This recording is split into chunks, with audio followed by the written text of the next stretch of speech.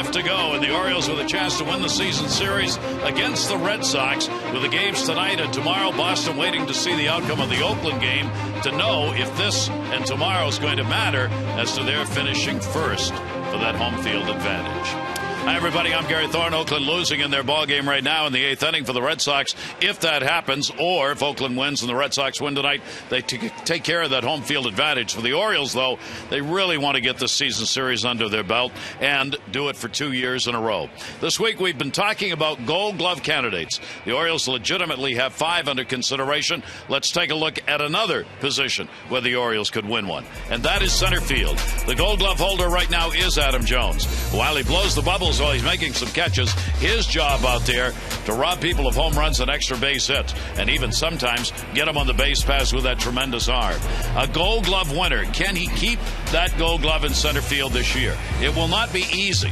Ellsbury has played outstanding. You see the fielding percentage numbers. Coco Crisp is number 1. The defensive replacement number, Ellsbury's 2, Jones is 10th, and Crisp is 8th. And that range factor number, which is going to be considered this year, you got Ellsbury 3rd, Jones 11th, and Coco Crisp 1st, which means Coco Crisp, I think, Jim's going to make a real one at him on this one. Well, yeah, he really is. You marvel at how he can go in a huge ballpark, especially when you're playing out at in Oakland, because it's such a big ballpark. He covers ground, and obviously he doesn't have to do the foul ground, which is the biggest in baseball. But the difference, as far as I'm concerned, and we know Ellsbury can really run him down when he's in there after missing 16 games with a broken foot. He's going to be out of there tonight, but he can run him down. And Fenway Park, he got the triangle. The difference is Adam Jones has got 11 assists. Ellsbury got 3, and Crisp only 2. So Adam, I don't know if he'll win it because he's already got 2, but he does have the best arm. And most of the managers and coaches have already sent in their ballots. Those were distributed last week. Announcement, of course, on all the Gold Gloves will be made after the conclusion of the regular season. Big house on hand for Game 2 of this 3-game set coming up.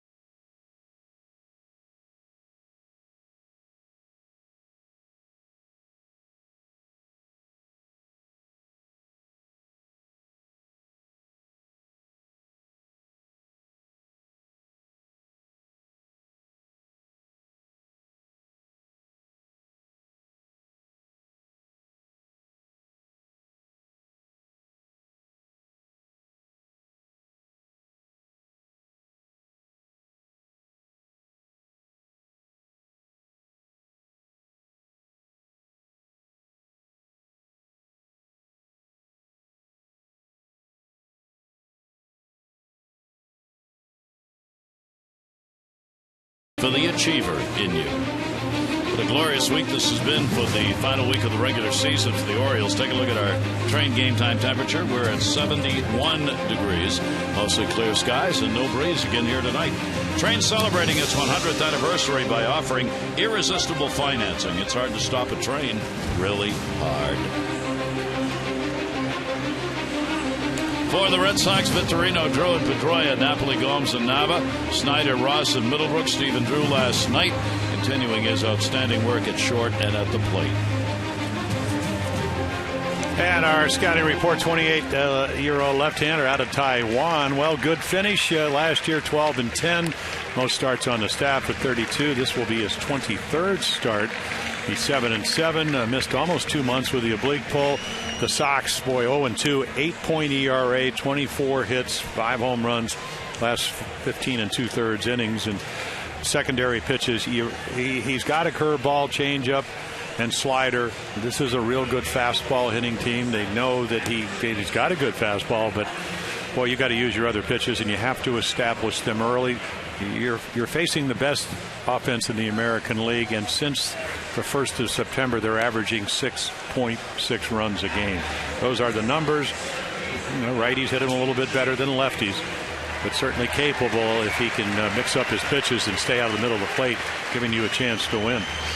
So Wei Chen goes against the Red Sox as we get set on the next to the last day of this regular season. The Orioles are now 9-8 against Boston on the year. Buck Showalter's team trying to take the series from John Farrell's ball club, hoping these games tonight and tomorrow don't matter.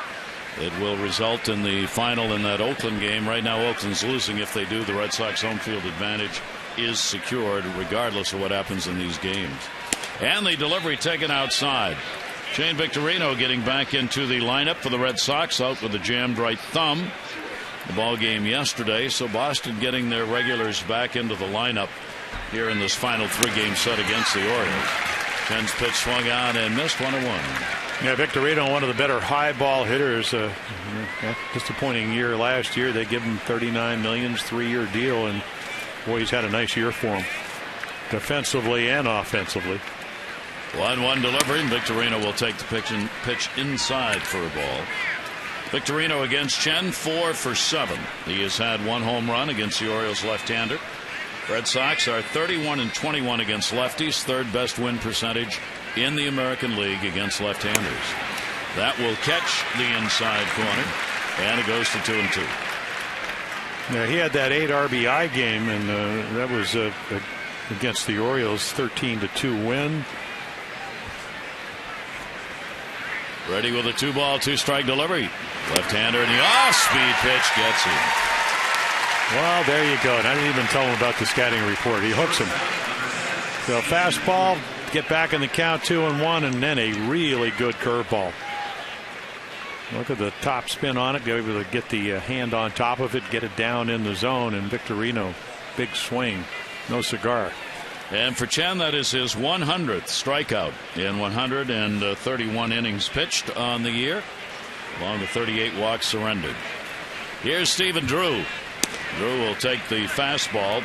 Drew had a 2 for 4 in the ball game last night and picked up 3 RBIs as the Red Sox offense had a 12-3 win and a 16-hit attack last night. 1-0 delivery, and the off-speed pitch swung over the top of that one. Orioles put the infield shift on against Drew, with Pedroia waiting on deck.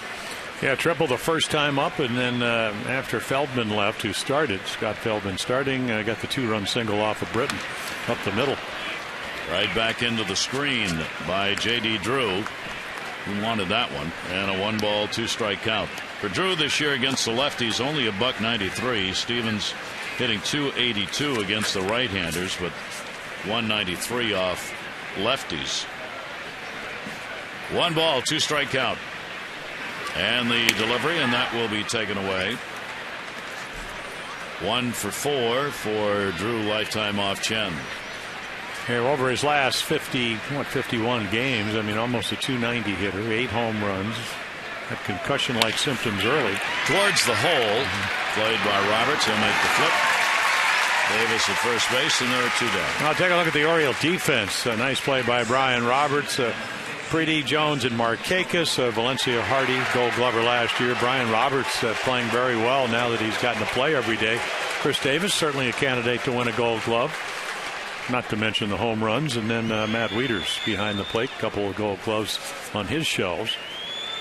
That'll bring up Dustin Pedroia after that .300 career batting average, which he has coming into the season, and right there again. And didn't hurt his cause last night with the 3 for 4 in the ball game. And Pedroia takes it inside. He's a .349 hitter off left-handers. .277 off righties. Pedroia's average against lefties is the second highest in the American League off left-handed pitchers. And it'll be taken up high 2-0. How about 32-21 as a team, too, against the left-handed starters? It's a great mark. Final score, Seattle 7, Oakland 5. Red Sox have home field advantage all the way through the World Series if they can make it. Ball put in the air down the line. So these two games for Boston no longer matter as far as positioning is concerned for the postseason. And then for John Farrell, probably being told the same thing. He's watching the scoreboard out there. So, John, that'll just be one more load off. And one more reason to just point towards the playoffs. 25 games over 500. That's going to be a base hit into left field. Pedroia's on with a single. Well, that, at least for the moment, will get him over 300. Takes a little curveball. The strikeout of Victorino. It was down in the zone. This one stays up. Let's take a look at our AT&T Mobility Trivia fact. Wei and Chen, 5 straight starts receiving no decision. That is the second longest active streak, with Gomez having 6. But for Wei and Chen, he hopes to get out of that with a victory here in this one against the Red Sox. Runner on, cleanup batter, Napoli, designated hitter in the ball game tonight after playing first base. DH had a 1-for-3 RBI last night. Pitch taken outside for a ball. For Wei and Chen, this is his 4th start against the Red Sox this year. Chen with the 0-2 record, lost early in the year, 3 runs, 5 hits, 6 1/3. Lost his second start, 8 runs, 8 hits, 3 2/3, and then non-decision last time out in the 18th in Boston. And gave up 3 runs, 11 hits, and 5 2/3 inning there. So Boston's put some pretty good numbers up against Chen here this year. They're 1-3 with a .569 against the American League East. Chen making start number 23. 1 ball, 1 strike count on Napoli. Gomes waiting if the inning goes on. Pedroia, not a big lead over there at first, being held by Davis. 1-1 delivery by Chen, and a big cut, 1-2.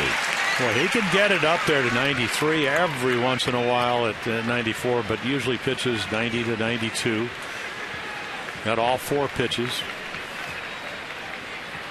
They don't run on him very often. Big swing by Napoli. Just missed the pitch before. That one really located it on the inside portion of the plate. 1 ball, 2 strike count, 2 away. And the pitch will be fouled straight back. Napoli holds the count at 1 ball and 2 strikes. 21 RBIs, last 23 games for Napoli, who's finishing up red hot here in the final month. He's been one of their really big bats here for over a month now, and has just added to the offensive totals the Red Sox have put up all year. 1-2. Pedroia's not gone anywhere, nor is he here, and the pitch will be taken inside. 2 ball, 2 strike count.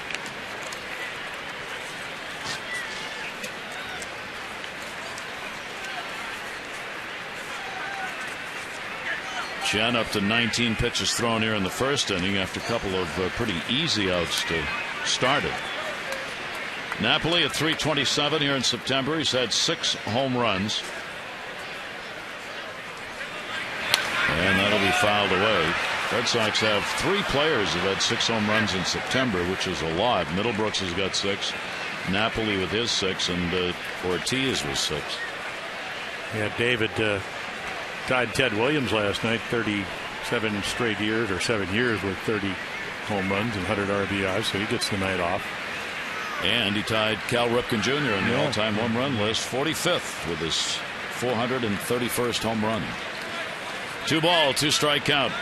Pedroia off first base. Pitch will be taken down low. So a full count, 3-2. Runner will be going. What a day for the wild card in the American League. It's all going to come down to the final game, and then may not be decided. There's now a chance for a 3-way tie for the wild card with Cleveland, Texas, and Tampa Bay. We'll talk about that a little as we go tonight, but all of those games, all of those teams played this afternoon. 3-2.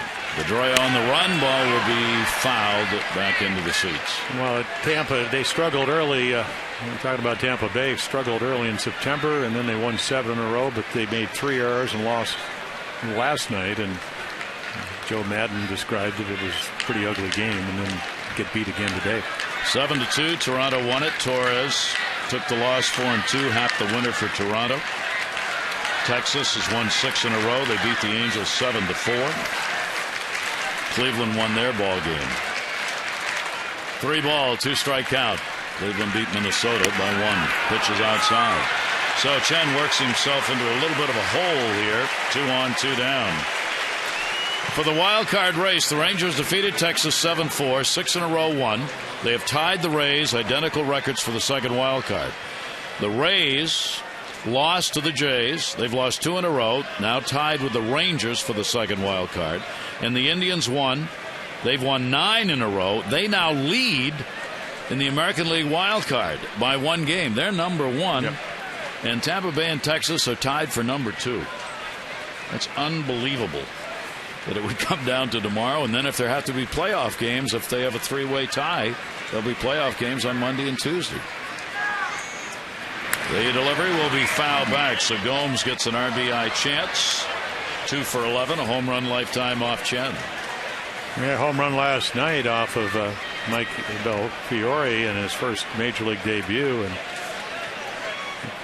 he hits harder, or at least a higher 257 to 234 right-handed left-handers, but more home runs with 10 more RBIs. So 8 home runs against lefties, and one of them last night.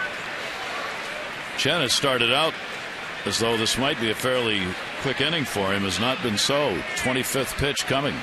Here's the 0-1 delivery, and the ball will be popped up in the infield, second base. Roberts under it and put it away, and that's the inning. No runs, 1 hit, no errors. 2 are left on base. We'll take a look at the Orioles lineup when we come back.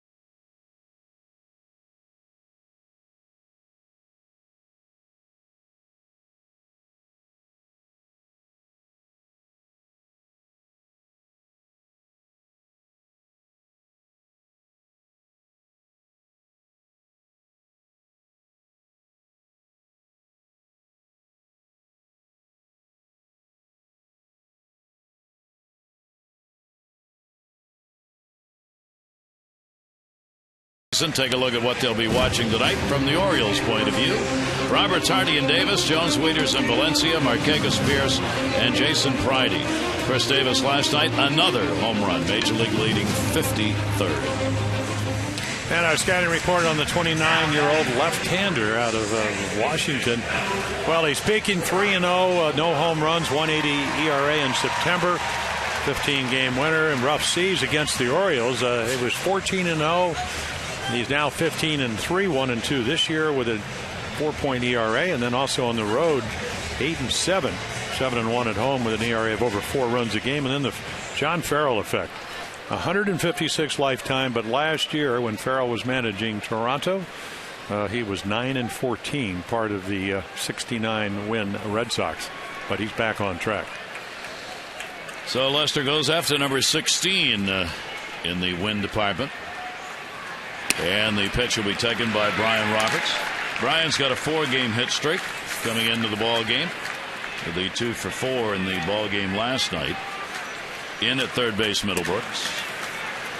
Brian, as many have, struggled against Lester. 209 lifetime average with 1 home run off the left-hander. 1-1 delivery to him. That'll be inside. Held up on it. Didn't go around. Little help at first base, Brian O'Nora. Yeah, Bill Welke doing the home plate umpiring tonight, and at least to this point, and we're only in the first inning. It seems like it's maybe a hitter's strike zone, maybe a little bit tight. 2-1 delivery, and that'll be fouled off. Bill proud of a brothers team that actually worked together. Bill and his brother Tim, both major league umpires. Bill's in his 14th year.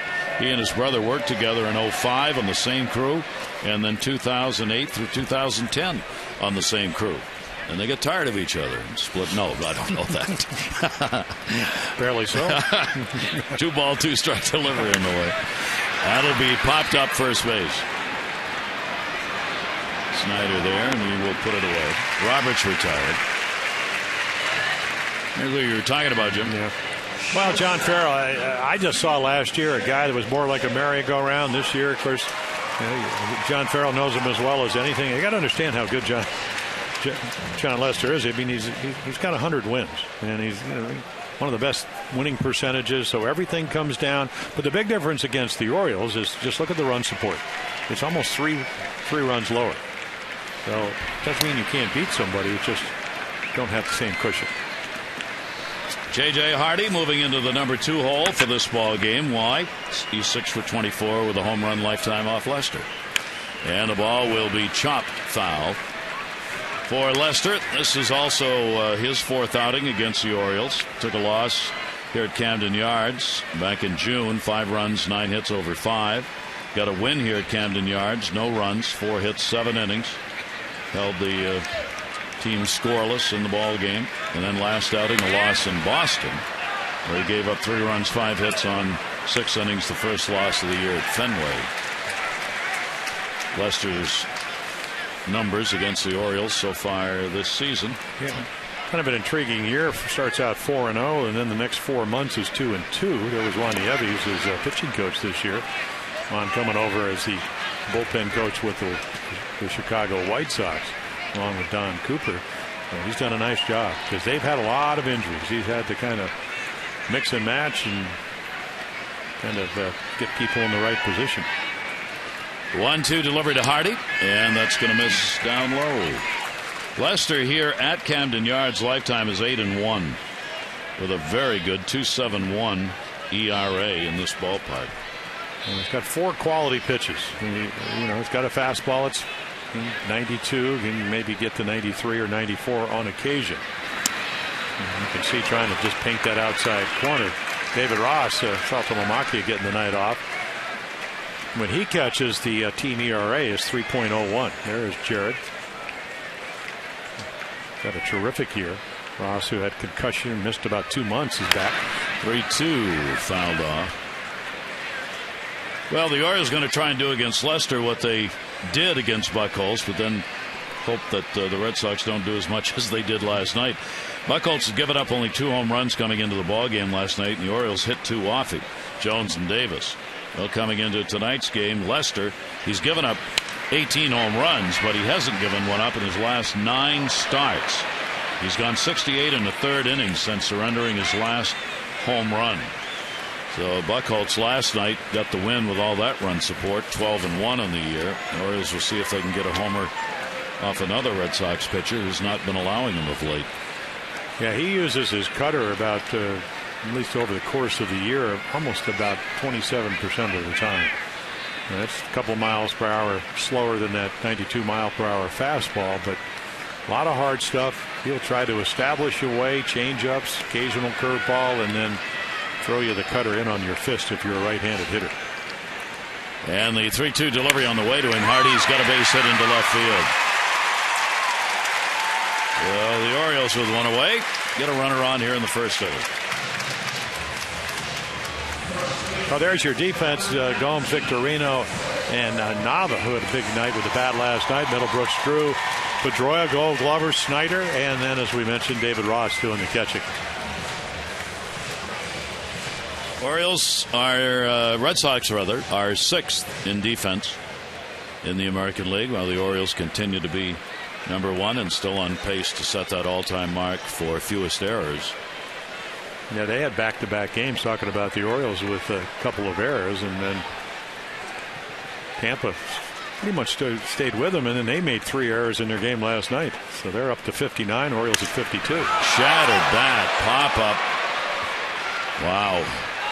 More concerned about the bat than the ball as that thing ended up 20 rows back. Davis retired, and he's just looking up. Make sure nobody got hurt on that thing, because boy, did that fly right over the Orioles dugout. Looks like everybody's all right. Yeah, everybody kind of looking over to. So Hardy remains on at first base, and that'll bring up Adam Jones. Adam with a 3-game hit streak, put a home run out of the ballpark last night, 1 for 4. The home run and 2 RBIs in the ball game. So Adam continues to stretch his numbers out, setting new highs. Home runs. Pitch to him, and he was going for another one right there. 33 home runs is a career high. He's got 185 hits. That's 1 shy of his career high that he set last year. Got 108 RBIs, career high, and coming into the ball game with that 285 batting average, chance to have a career high batting average. Fouled away. Yeah, the one really special number, he's right up there with Chris Davis, 337 with runners in scoring position. That's up from 258 last year. Never ever, even though he's hitting 300, 15 for 50 off of John Lester, hit a home run off him. 0-2 count, 2 down. Hardy on at first base. What Adam is most proud of this year, and he's the one who brought it up today around the batting cage, he and Chris Davis have now gone ahead of Cabrera and Fielder for combined RBIs in the American League. Miguel Cabrera and Prince Fielder have 243. Chris Davis and Adam Jones have 246. And he thinks that is what he looks at as the proudest thing that's happened for him to be part of that this year. And a swing and a foul ball. Count will remain at 2 strikes. And they serve the same role in a sense. I mean, it was to see it here when you play the Red Sox. When Manny Ramirez was there, you'd have Ortiz and Ramirez, Fielder and Cabrera, now Jones and Davis. They caught up to him because for much of the year, Cabrera and Fielder had the lead in RBIs as a twosome. In fact, Cabrera had been on top most of the way. Now they're neck and neck, he and Davis, for the lead. Chris, that's going to be outside to Jones, rather. Davis comes in with 138 RBIs, Cabrera with 137, and Adam is third with 108, and Fielder's fourth with 106. So they're 1, 2, 3, 4. Yeah, Prince is having a nice year. That's a huge ballpark. 1 ball, 2 strike count. Hardy held at first, 2 down. Lefty's pitch will be taken inside, and it'll even it up. The Oriole scout Dean Albany was watching the Tigers play earlier in the week, and he said Cabrera is pretty much playing on one leg. See how that plays out into the postseason. Detroit could get hurt early in the postseason because of that, and especially gets to the point where he just can't beat Cabrera. Yeah, outside, wouldn't chase. Yeah, Dean was talking about the fact that when he hits a ball that's obviously an out, I mean, he doesn't even get to the bag at first. And then he's the third baseman now. So does that mean that they have to DH him, and Victor Martinez, who's only caught a couple of times this year, has to catch? Otherwise, his bat's out of the lineup. So mess you up. Problems. Yep. It'll really mess you up if you're Detroit and that happens. 3-2 runner going. Hardy at first base, and Jones will foul it away again. So Adam putting on a good show here in this at bat against Lester. 4 Adam on the year, 33 home runs, the new career high, getting it in the ball game last night, and it was about as far as you can hit it here, way out by the batter's eye in center field. He's out by the fireworks. He could have ignited them. Well, he did. That's about where they were. The Red Sox kind of did that, getting 8 by the end of the 3rd inning. 9th pitch of the at bat, and Lester gets the strikeout. So no runs on 1 hit, no errors. 1 left on base after 1. No score.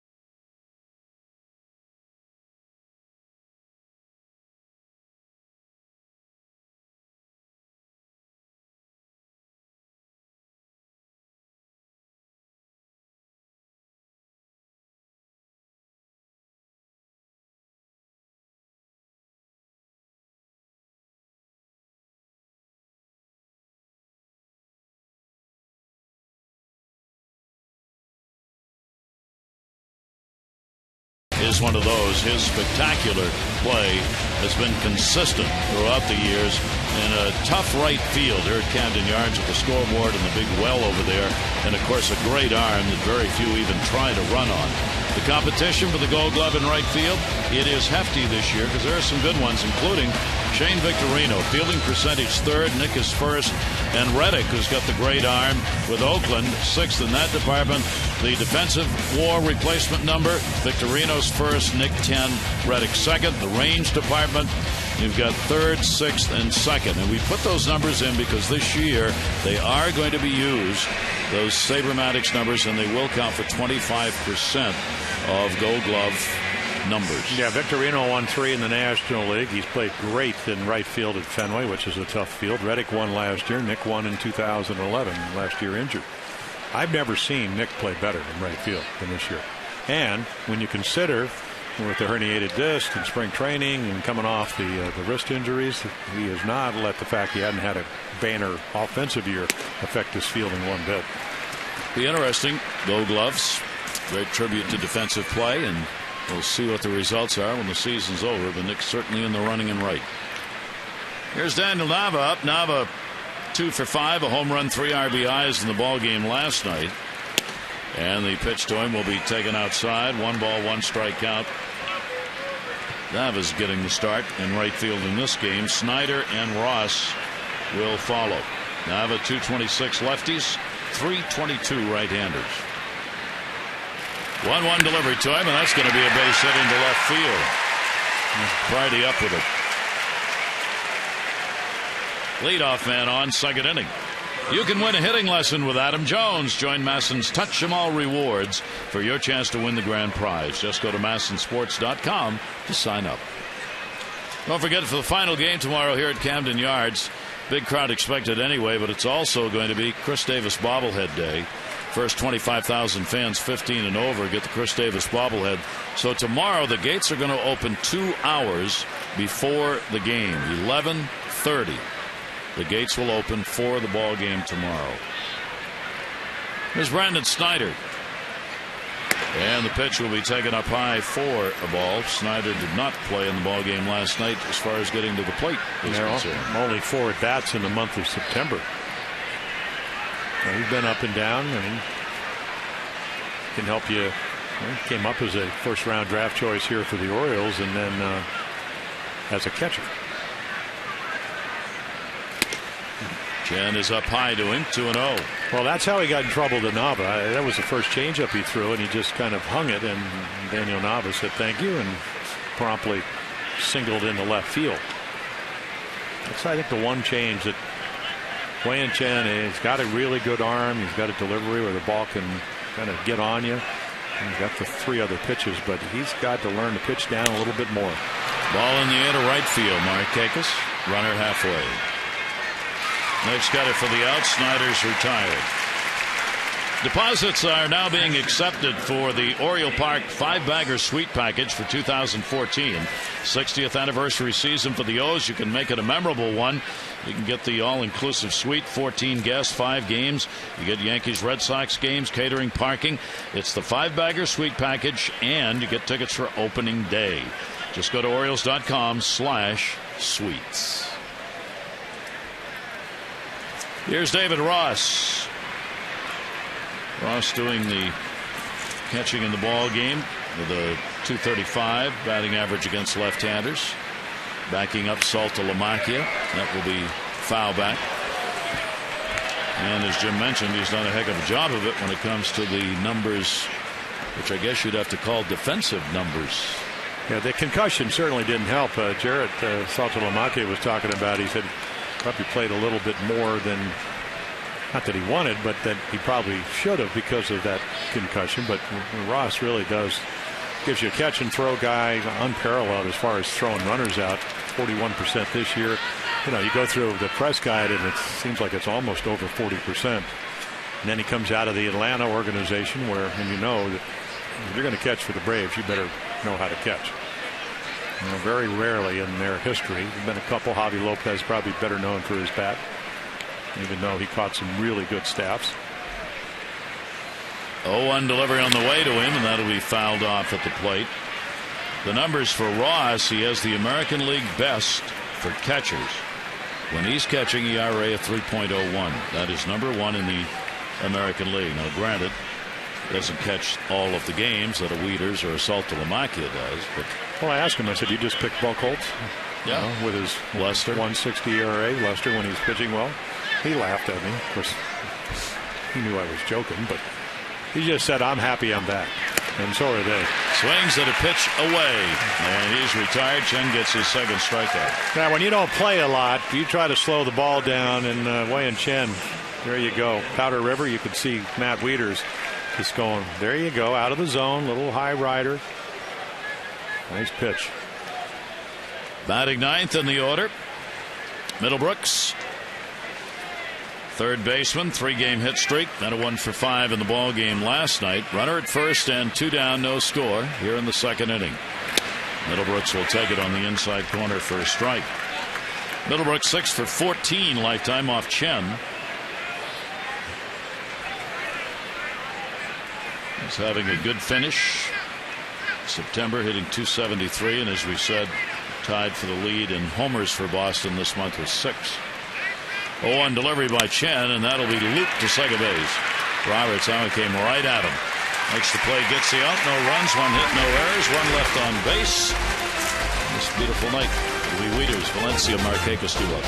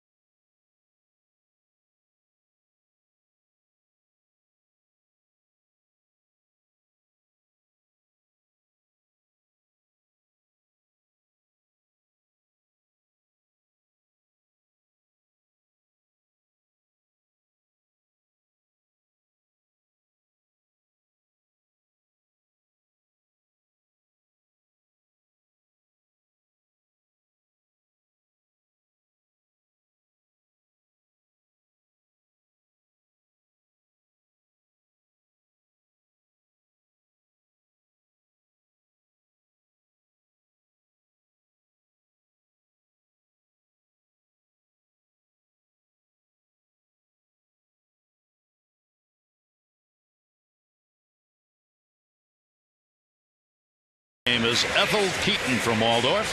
Ethel, you've won $500 for being selected. You get $100 more for every Orioles hit and an extra $500 for any Orioles home run in the 5th inning. For the latest info on new games, current promotions, and second chance contests, visit mdlottery.com today.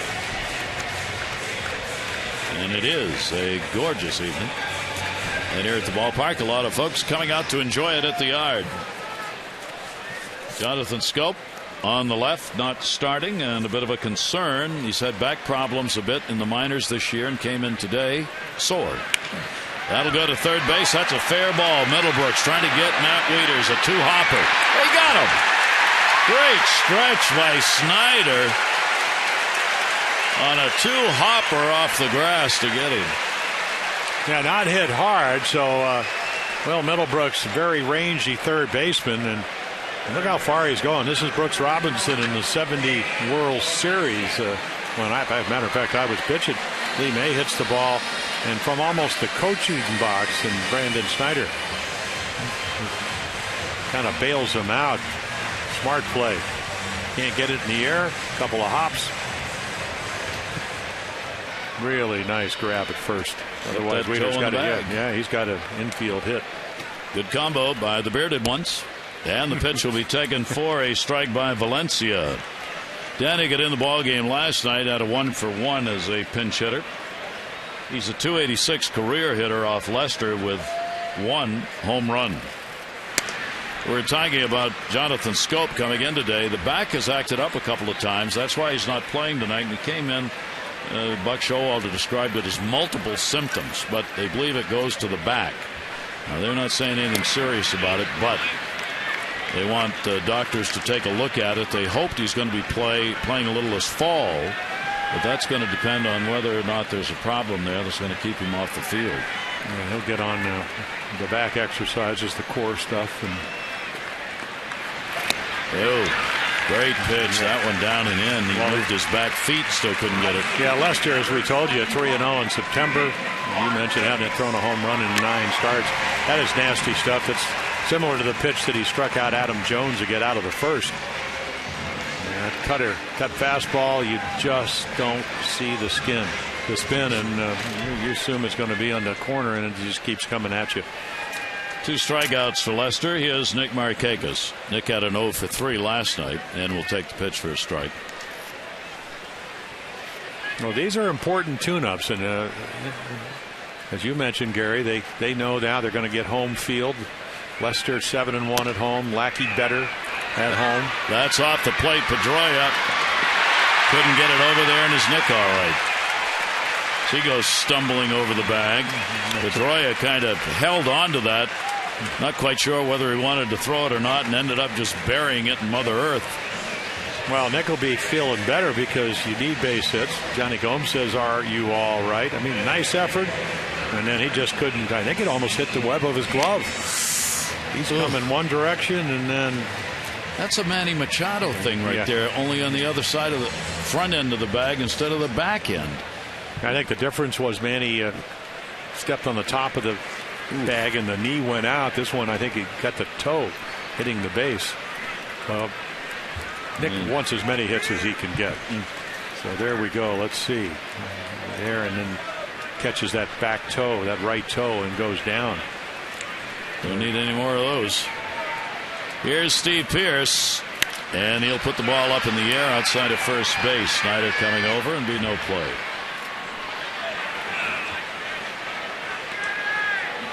There's Nick Markakis going into first. You see just almost short of the bag. His left foot hits Snyder. His right foot drags the corner of the bag. And thank goodness he got up and is all right. So Steve Pearce, the DH for the Orioles in this ball game. He's 0-for-6 off Lester. 2 down, runner on at first base.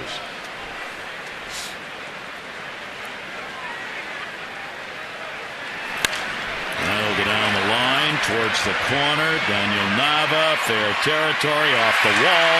Markakis coming around third. Ball gets away. And the throw all the way through, not in time.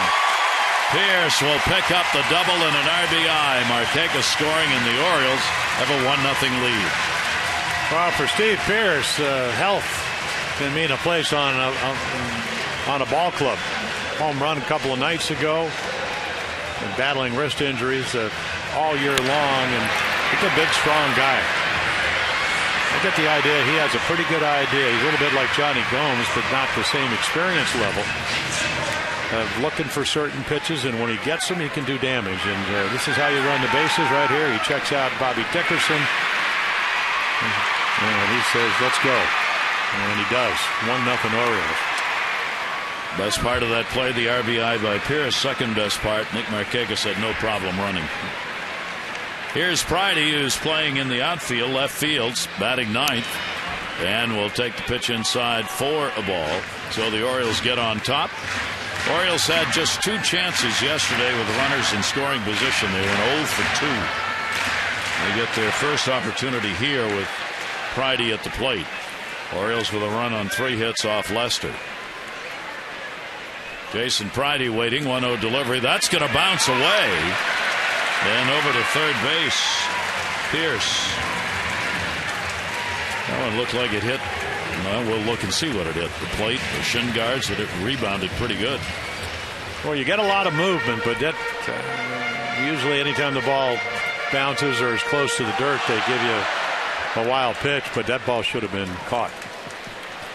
And all it does is move Pierce up a base, but it does put a little pressure on their defense. Ball up the middle, you know you got to make the play or it's going to be 2-0. Fastball charge, pitches in there for a strike. And the count goes to 2-1. Pridey gets the RBI chance. Lester this year has 5 wild pitches and 7 hit batters. Not afraid to come inside, not afraid to keep it down low. Pridey over the top of that one, and a 2-2 count.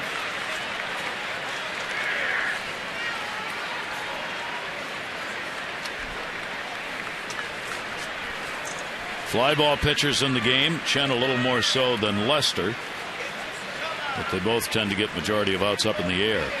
That ball inside out swing is going to be a foul ball as he fought that one off.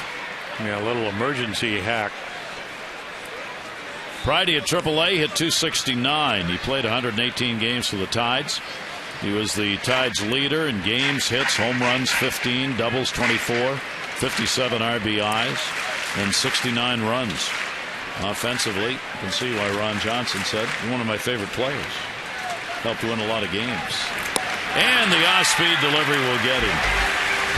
So the strikeout by Lester will be his third. The Orioles will get a run on 2 hits, no errors, and 1 left on base, and the O's take the lead.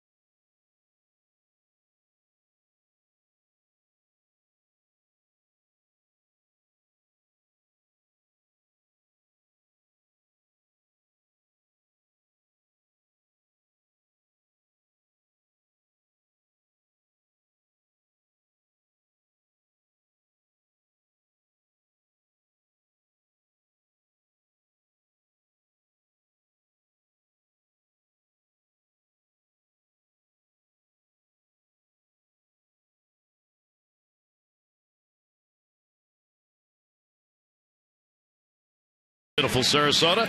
You can bring your big league dreams along, and you'll have a great week at the Buck O'Neill Baseball Complex and at Ed Smith Stadium, where the Orioles play their spring training games. You'll have instruction from former O's, full major league experience. Package includes hotel accommodations, flights, and your own Orioles uniform. Just go to Orioles.com/Dreamweek.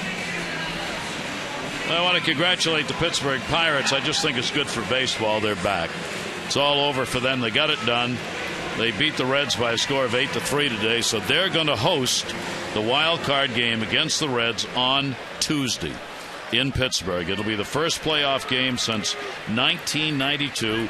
Pirates did it with 6 home runs against the Reds in the ball game today.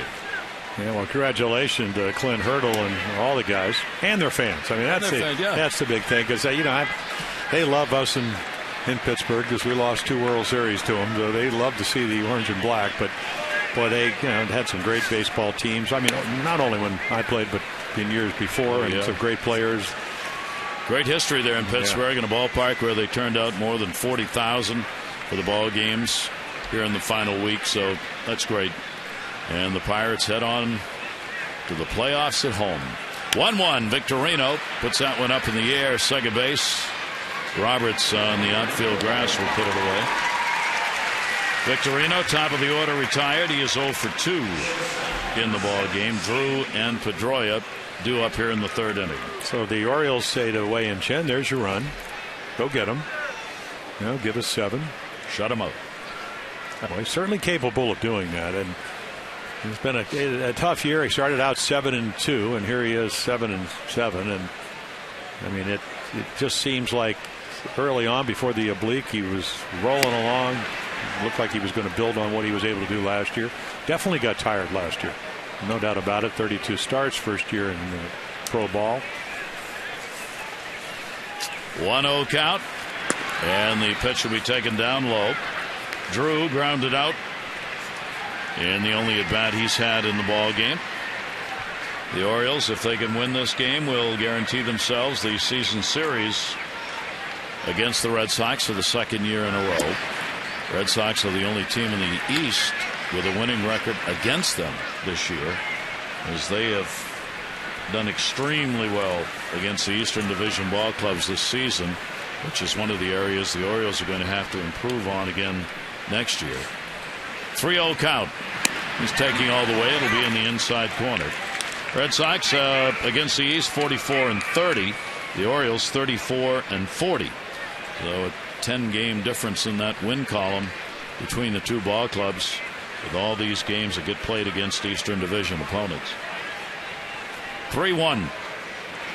And that'll be pulled to second base. Brian Roberts makes the play over to Davis. And there are 2 away here in the 3rd. Our PNC Minor League report brought to you by PNC Bank for the Achiever Review. Well, certainly a fan of Buck Showalter, the skipper of the Orioles, left-handed, young. I mean, this year, work ethic a lot better. Look at the walks, almost a strikeout per innings. I don't know if you ever go into his office over the course of a month and he's not talking about Eduardo Rodriguez. I think they kind of have him maybe 2 years from now. Will probably be starting here in the major league. And certainly that timetable could change if he does what I did. Bring him up, put him in the bullpen. You never know. Never know. You can throw strikes and you got a great arm. Got a chance up here. And as Buck Showalter again made clear today prior to the ball game, talking about next season, he's not doing a lot of that yet, obviously, but he's not going to. There are no positions in that starting rotation or in the whole pitching staff really that are filled as far as he's concerned. It's open. He wants competition. By the way, he was asked about Kevin Gausman. Well, Tillman obviously is there, but he was asked about Kevin Gausman, and he says, I hope he's competing. That was his answer. And the word is he's going to go to the Arizona Fall League. And He's not thrown the number of innings that they had allocated for him this year. They'd like for Kevin Gausman to throw a little more. Now, that could mean here, tomorrow, but more likely after the season. Yeah, he has a couple of things to work on. Marvelous arm, Billy Castro, now the pitching coach, the head pitching coach. There is Kevin McFarland's going to pitch, I think, down in Venezuela. He's to the far right. Steve Johnson in the middle. He pitched last night. Pops that one up. Busy day at second base. Roberts coming over. Markakis in. Brian wants it and will put it away. So Roberts, a couple of putouts and an assist. Big inning for Brian. Side retired in order by Chen.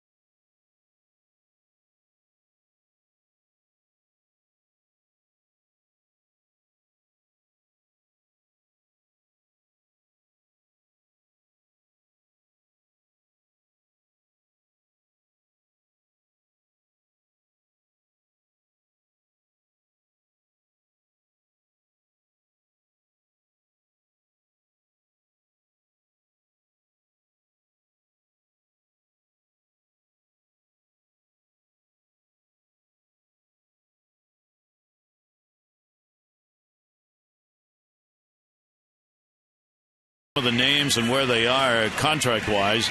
These are the Oriole free agents going into next year, coming out of this season. Scott Feldman, Jason Hamill, Nate McLouth, Michael Morse, Brian Roberts, Francisco Rodriguez, and Chris Snyder. Those are free agents. If you're taking a look at that and you're the Orioles GM, all right. After anybody in the group? Well, I think they'll talk to Feldman. They'll talk to Hamill. Mike Morse kind of disturbing, apparently playing with a forearm injury that he didn't tell the Orioles about. That one is deep by Roberts, way back in left field at the wall, and goodbye, home run. Brian Roberts is finishing up the season with a long ball. And Lester, who, as we mentioned, had not been giving them up, gives one up here. The Orioles have a 2-0 lead. Yeah, the second lifetime that Brian has had.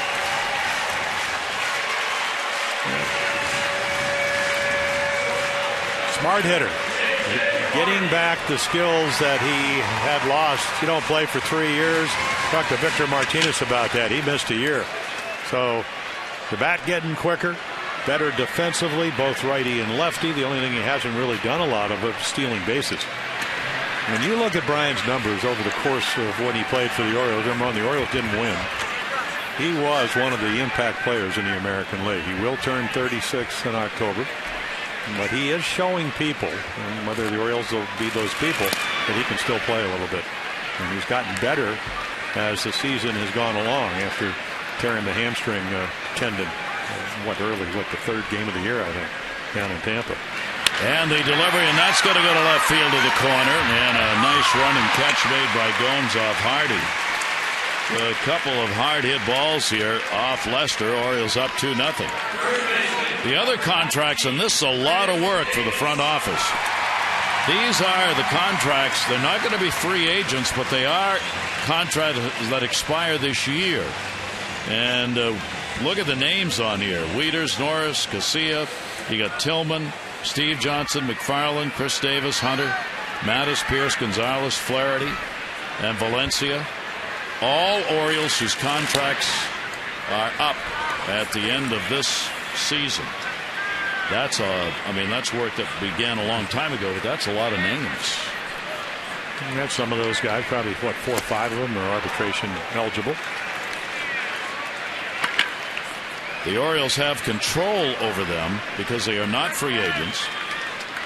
And the Orioles will have the right to go out, try and get the contracts done with all of these players. Down to third, a foul ball. Now, the arbitration eligible ones are the ones that make it really interesting. And the arbitration eligible players, Wieters, Jim Johnson, Davis, Norris, Hunter, Brian Mattis, Patton, Pierce, and Dickerson.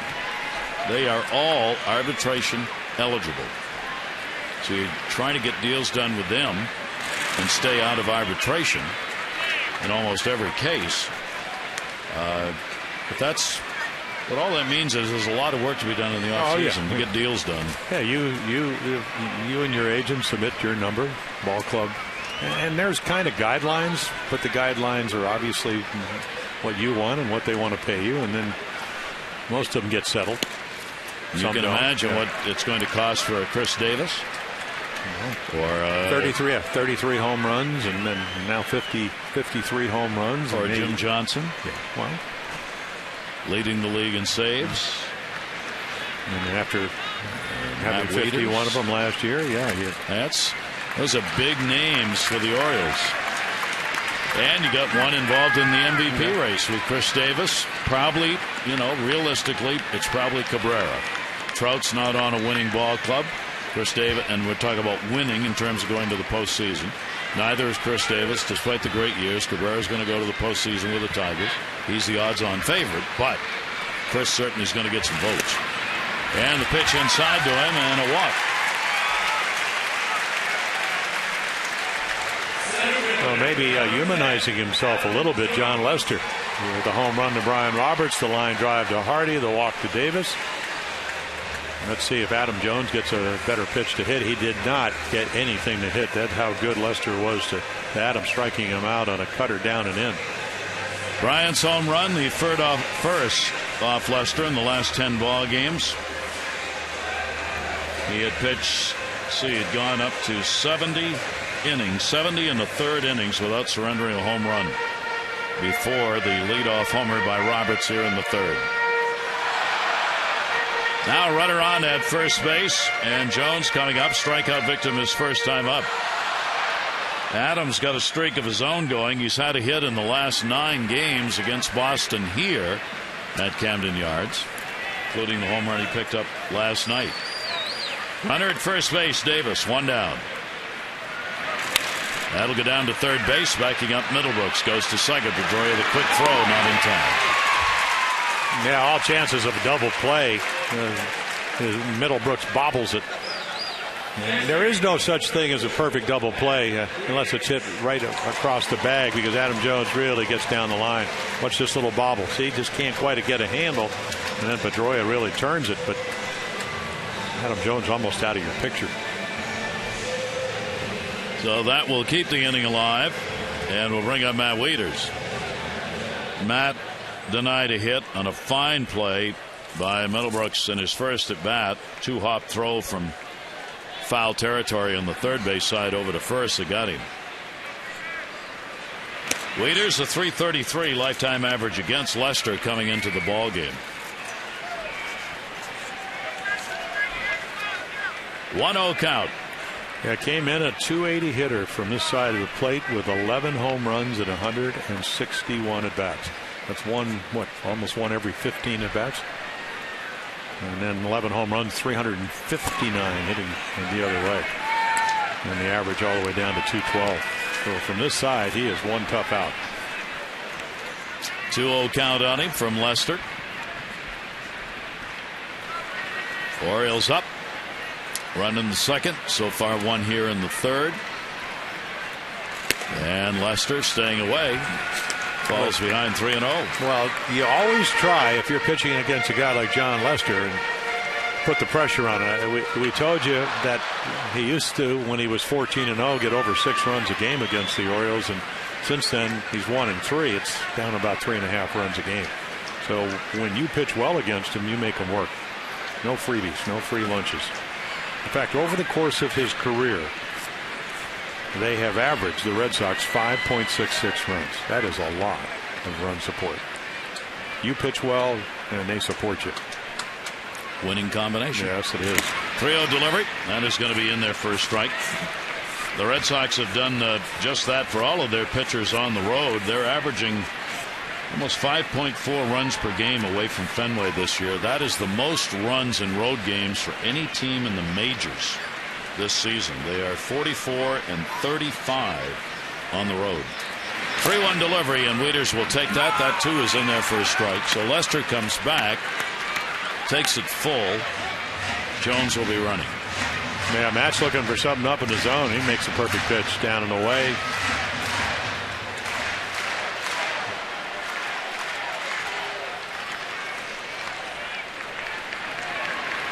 Three-two.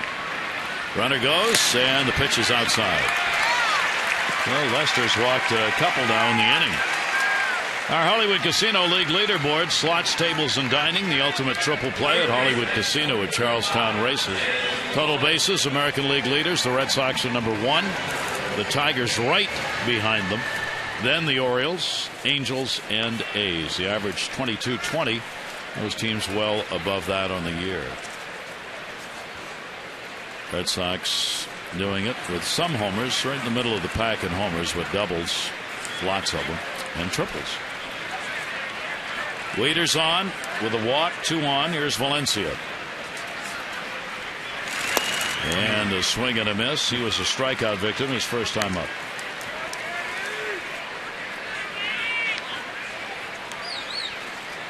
Danny playing at third base. The ball game tonight.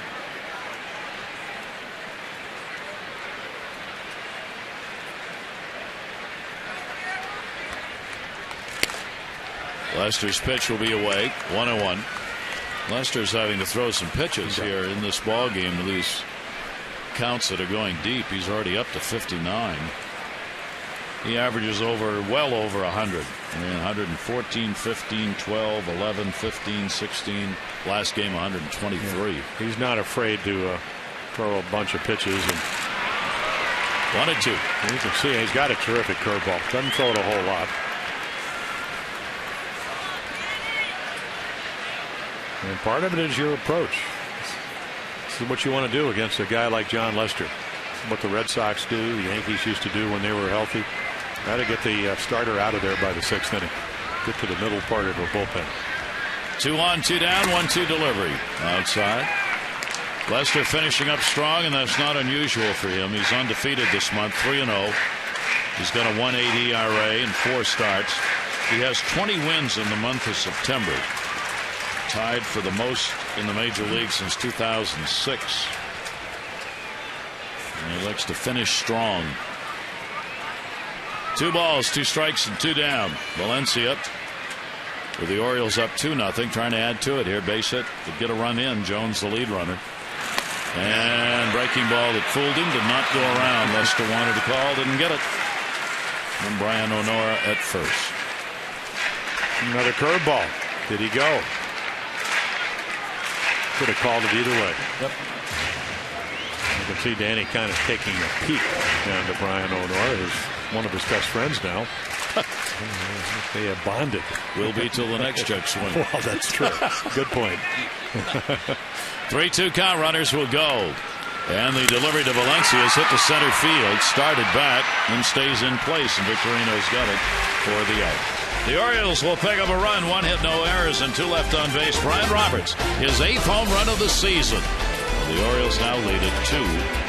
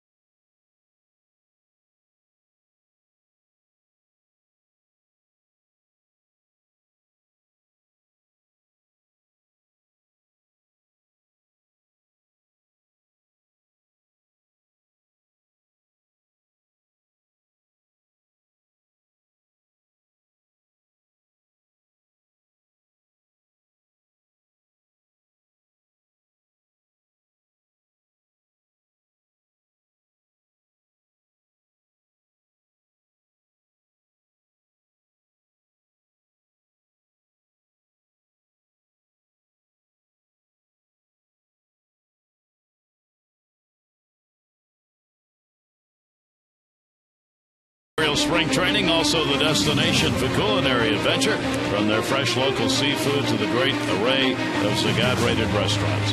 Learn more, go to savorsarasota.com. Spring training for the Orioles.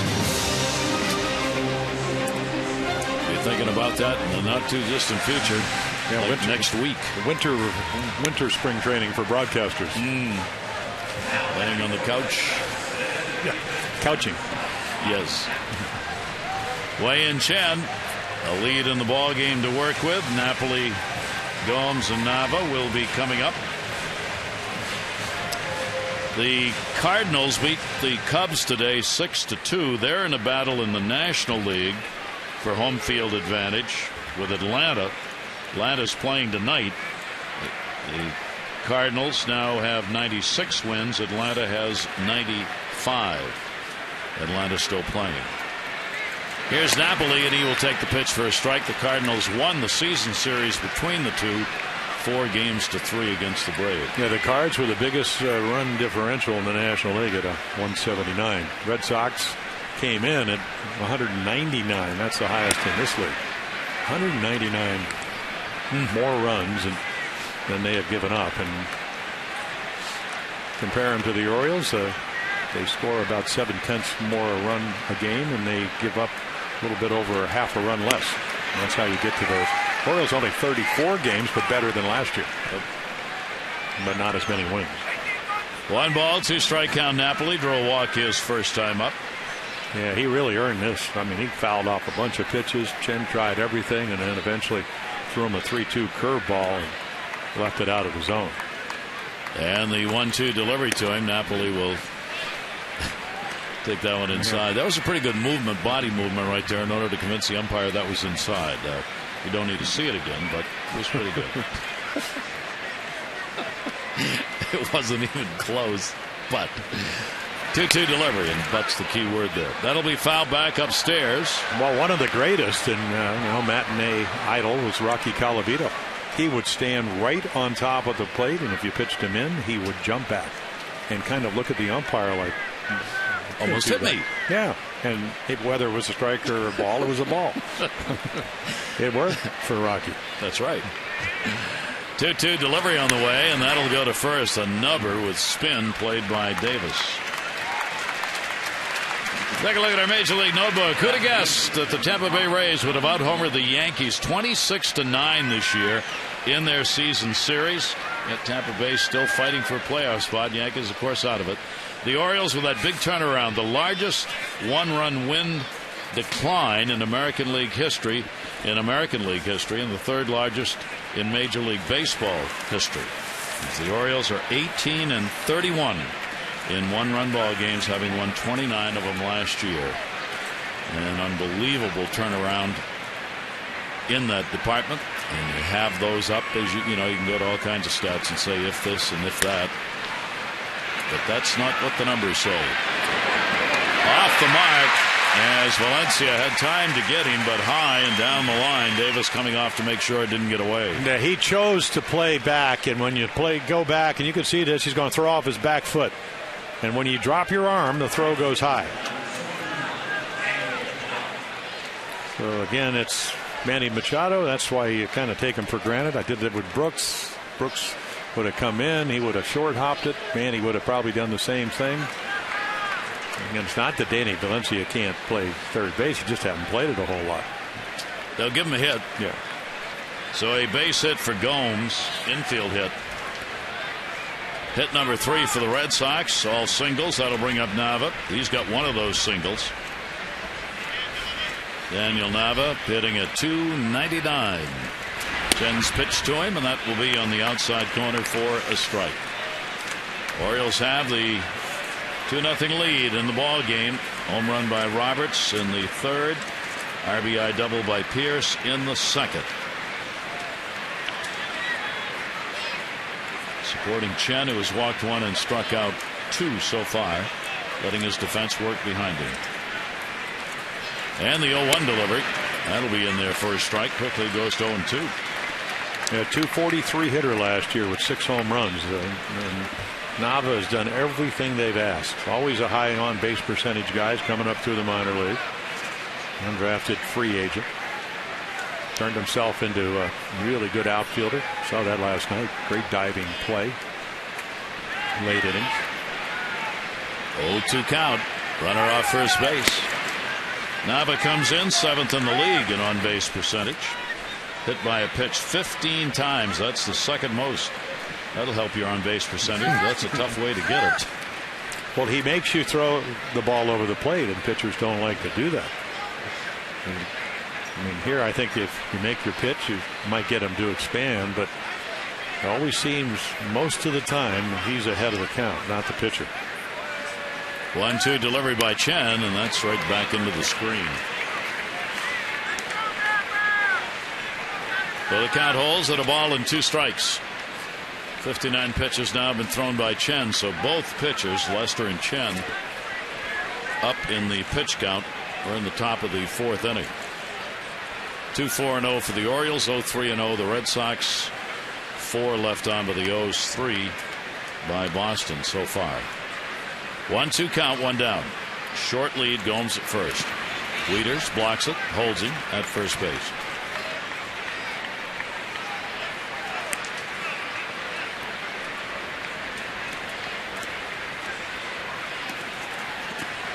Well, somehow that block right there gets put in the Sabermatics numbers, into the WAR numbers on runs that are saved by a catcher, because a runner doesn't move in the scoring position because he made the block, and whether it's difficult or not, that gets range numbers. I don't know how they do it. Well, that was a nice block. Yeah. I mean, 2-2 delivery on the way down to first base. Davis, foul. Again, Chris is so good at keeping his feet in fair territory when the ball's fouled, when he knows he's got to play, but didn't get any cooperation. Yeah, Brian O'Nora, look at him looking. Maybe did it go over the bag? No. And Brian pretty emphatic that it didn't. He's having a good time. He was happy last night too. I wonder if he's have we seen a list of the postseason umpires yet? No, that won't come out till after the season.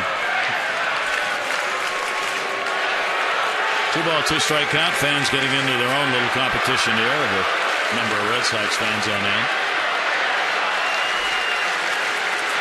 2-2 delivery by Chen, and that's going to go to right field for a base hit. Gomes will make a turn. Marquez' arm will keep him right there. And the Red Sox, with 1 away, have runners on at first and second. As the Orioles head into the offseason, follow the latest news from the team with the Birdland social media clubhouse.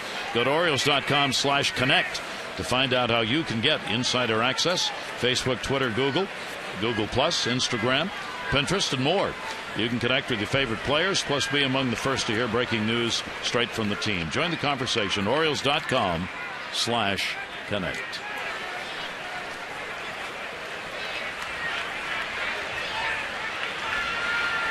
Here's Brandon Snyder. Red Sox left 2 on in the first inning, but they didn't get the runners on till they were 2 down. Now 2 on, 1 down. Off-speed pitch is in there for a strike. Red Sox went 5 for 6 with runners in scoring position in the ball game last night. They had 1 chance in the first inning. 0 for 1 in that department so far tonight. Yeah, they hit for the cycle, +1 in the first last night. 5 runs. And then 3 more in the third. Big cut on a fastball. It was up high, 0-2. Well, we had that young man come in the booth, and no disrespect to Brandon Snyder, but he hadn't been playing. This is one of the guys, if you're weighing Chen, you better circle. You need to make him out, and now that there's a couple of guys on, it becomes more important. Make your pitches. Snyder's had just 17 chances with a runner in scoring position. Couple of hits. 0-2 the count. And a swing and a miss. He can't hit it once. Maybe he can't hit it twice. And he didn't.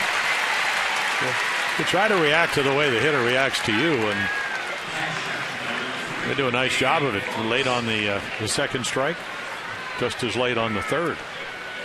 And the key is not to throw it about 6 inches lower. Just go up the ladder. Ross. Feel like you're going to get some leaves out of the gutters. Right up the ladder. You know that. Go right ahead. Maine. I started going up ladders, climbing on roofs a long time ago. Here's David Ross, and a swing and a miss. He's behind on the fastball. Ross, a strikeout victim his first time up. He too has struggled in these situations. Not a lot of chances. 2 for 23 with runners in scoring position. Gomes on at second base. Nava's on at first.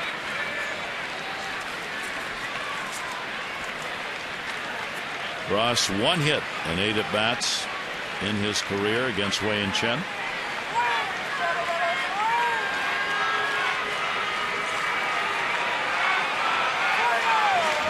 Chen with the 0-1 delivery. And that one into the middle readers.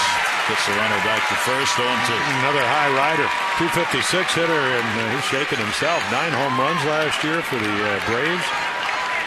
263 the year before, 289, but got to play a lot more. 2 ducks on the pond, 2 down.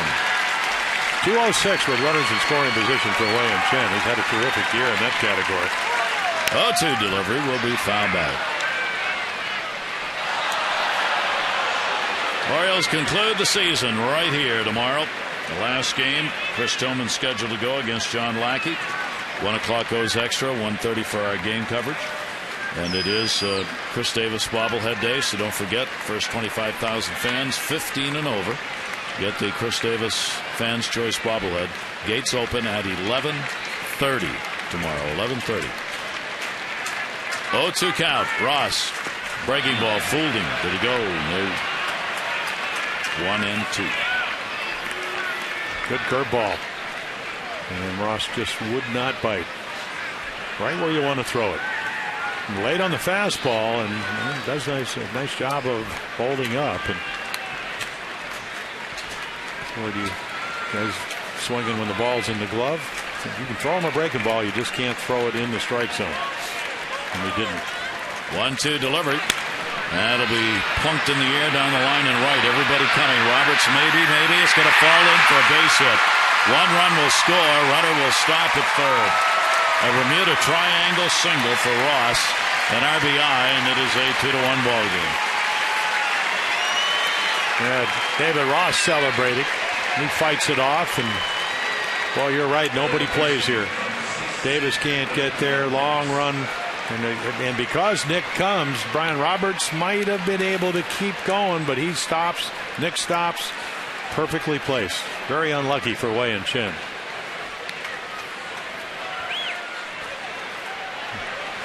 So a run in.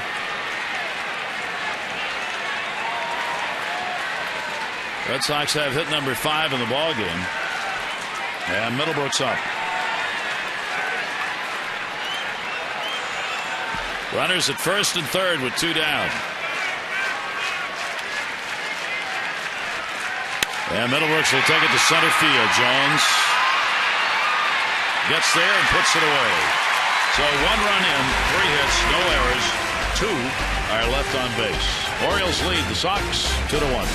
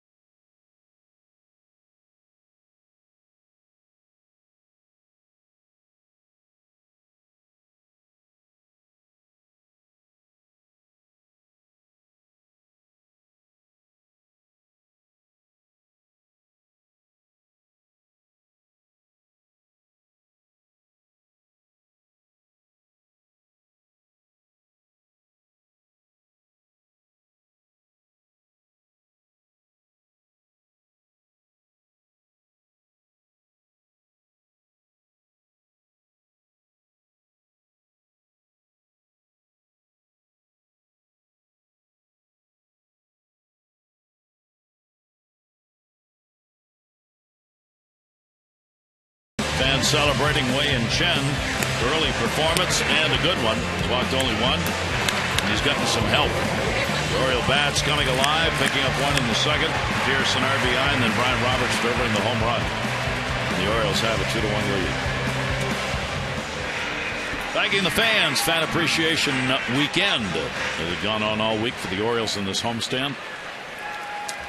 A lot of Oriole fans tonight. Take a lineup card out.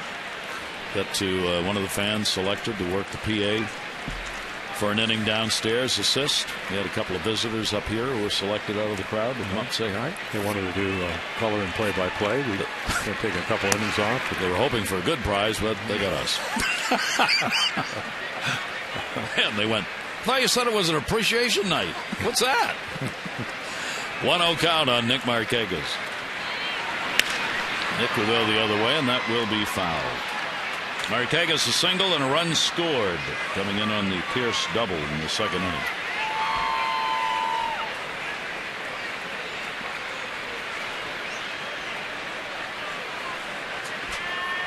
Here's the 1-1 delivery on the way.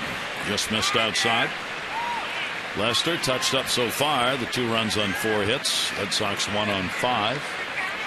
He's walked a couple, struck out 3. Down to first, and it's going to be a base hit. Nick got around on that one, so the Orioles will get the leadoff man on here in the 4th inning. When the Orioles win, everyone wins, and all season when the Orioles win and score 5 or more runs, you get 50% off regular menu price online orders at papajohns.com. Just enter promo code Orioles5. Better ingredients, better pizza. Papa John's, valid at participating Baltimore area Papa John's. Orioles leadoff man on 2 innings in a row. Brian Roberts didn't bother to stop leading off the 3rd. He just kept on going back to the dugout with that home run. Steve Pierce, the RBI double, his first hit off Lester, 1 for 7 against Lester, and the pitch is taken inside. And both teams have 5 hits in the ballgame.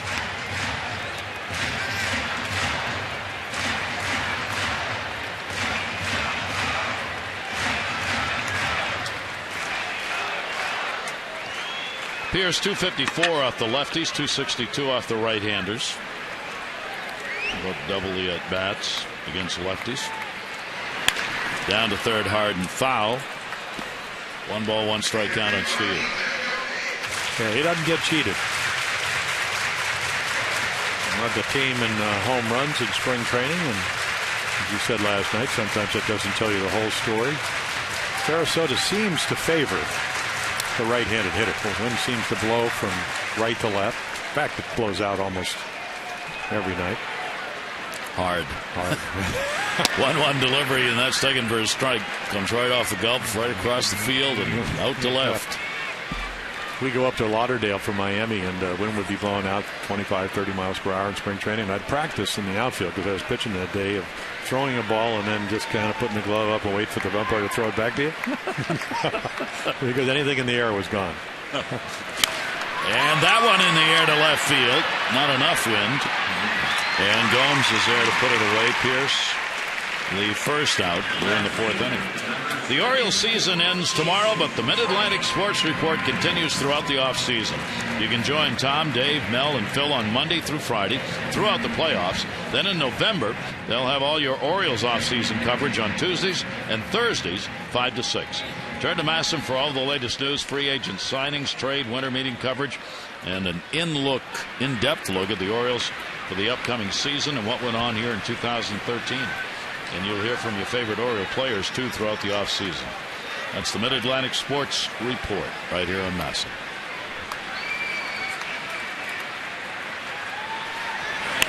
And inside out, foul ball. Jason Pridey up, strikeout victim, his first time up. Yeah, he looked down at the bat to see if it maybe broke a little bit. That ball right on the fist. I can't imagine that John Lester, all 6'4", 235 pounds, is comfortable for lefties. Kind of steps right at you. You know, he's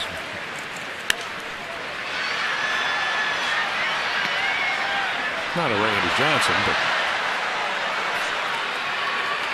tough enough. 235 left-handers, 253 right-handers. Lester really took the average down this year. Opponents last year hit 273 off him, all the way down to 249 coming into the ball game tonight. Precipitous drop. Here's the 0-2 delivery, and that'll be outside. Good eye by Pridey, and a 1-ball 2-strike count. Oriole pitchers, Red Sox pitchers against the Oriole hitters have really made it a defensive game this year. We noted in this series, Red Sox pitchers holding the Orioles to 219 for an average in the series. That'll go to left. Gomes will get over there and put it away. Markakis will head back. So Nick with a leadoff single, still at first base. Now there are 2 down, and that will bring up Brian Roberts. Yeah, let's see if Lester stays away from the inside part of the plate, because that's the pitch he hit down the left field line for his home run. Home run number 8, so 3 this week. Brian now's got 5 home runs in the month of September. 5 of the 8 that he's put up this year. 2 down, runner on at first base. Adam Jones has picked up 6 homers. So has Chris Davis to lead the Orioles in September. And the pitch will be there for a strike.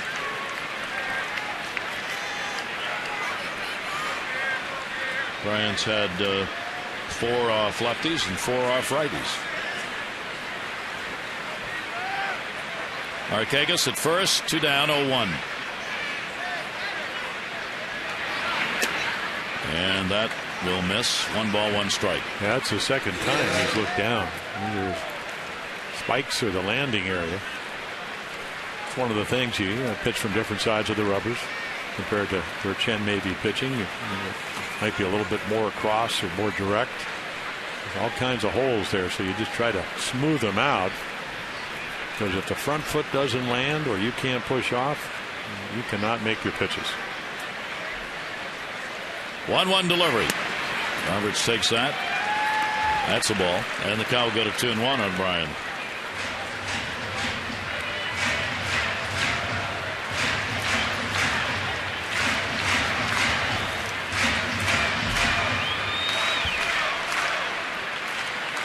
Two-one count, 2 away.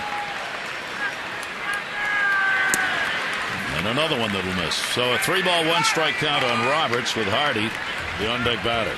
Yeah, John Lester just knows. I mean, when you looked at a typical year for Brian Roberts, it was going to be somewhere between 30 and the mid-50s for doubles. 50, 45, 34, 42, 51, 58. And Gomes plays him the pull. Center fielder plays him the right center. Huge gap out in left center. 3-1 delivery to Roberts. A ground ball to short. They got a force at second, and they'll get the out. No runs, 1 hit, no errors, and 1 left on base. 4 complete. Saturday Night Baseball in Baltimore. Orioles up by 1.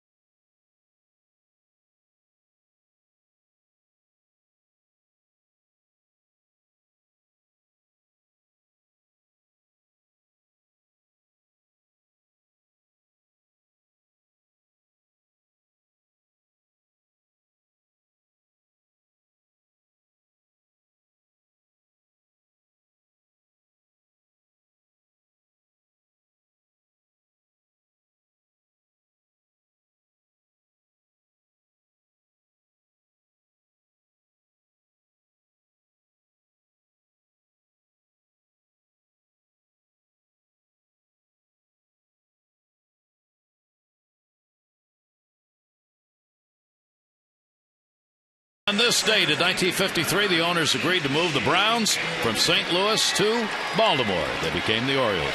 In 97, Tony Gwynn won his 8th National League battle title, tying Honus Wagner.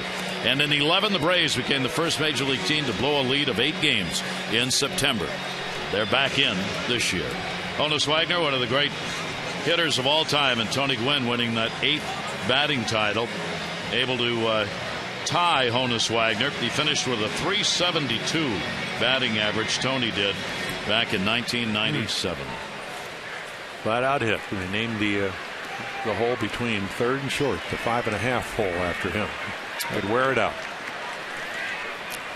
Tony's still out coaching in San Diego. Here's Victorino, and he will take the pitch on the outside corner for a strike. Shane Victorino in the leadoff spot, 0 for 2. He has popped out and struck out. 2-1 lead for the O's, and raises the arms, and it's inside. Victorino, 1 ball, 1 strike count. Victorino now 4 for 9 off Chen. He does have a home run off him. Victorino's among the American League leaders. Number of offensive categories. He's played well for him. That's going to be towards the gap. Jones over. He's got it. Boy, did he get a good jump on that.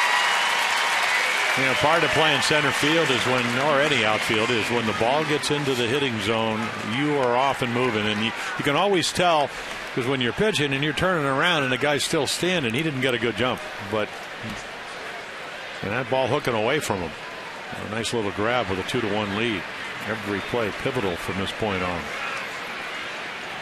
1 down. That'll bring up Stephen Drew.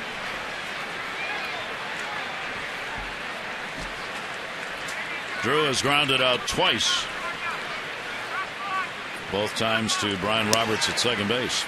And the pitch is inside for a ball. You talked about free agents. So I believe Stephen Drew is going to be a free agent. Mm-hmm. Will he be re-signed? Will it be Xander Bogaerts? The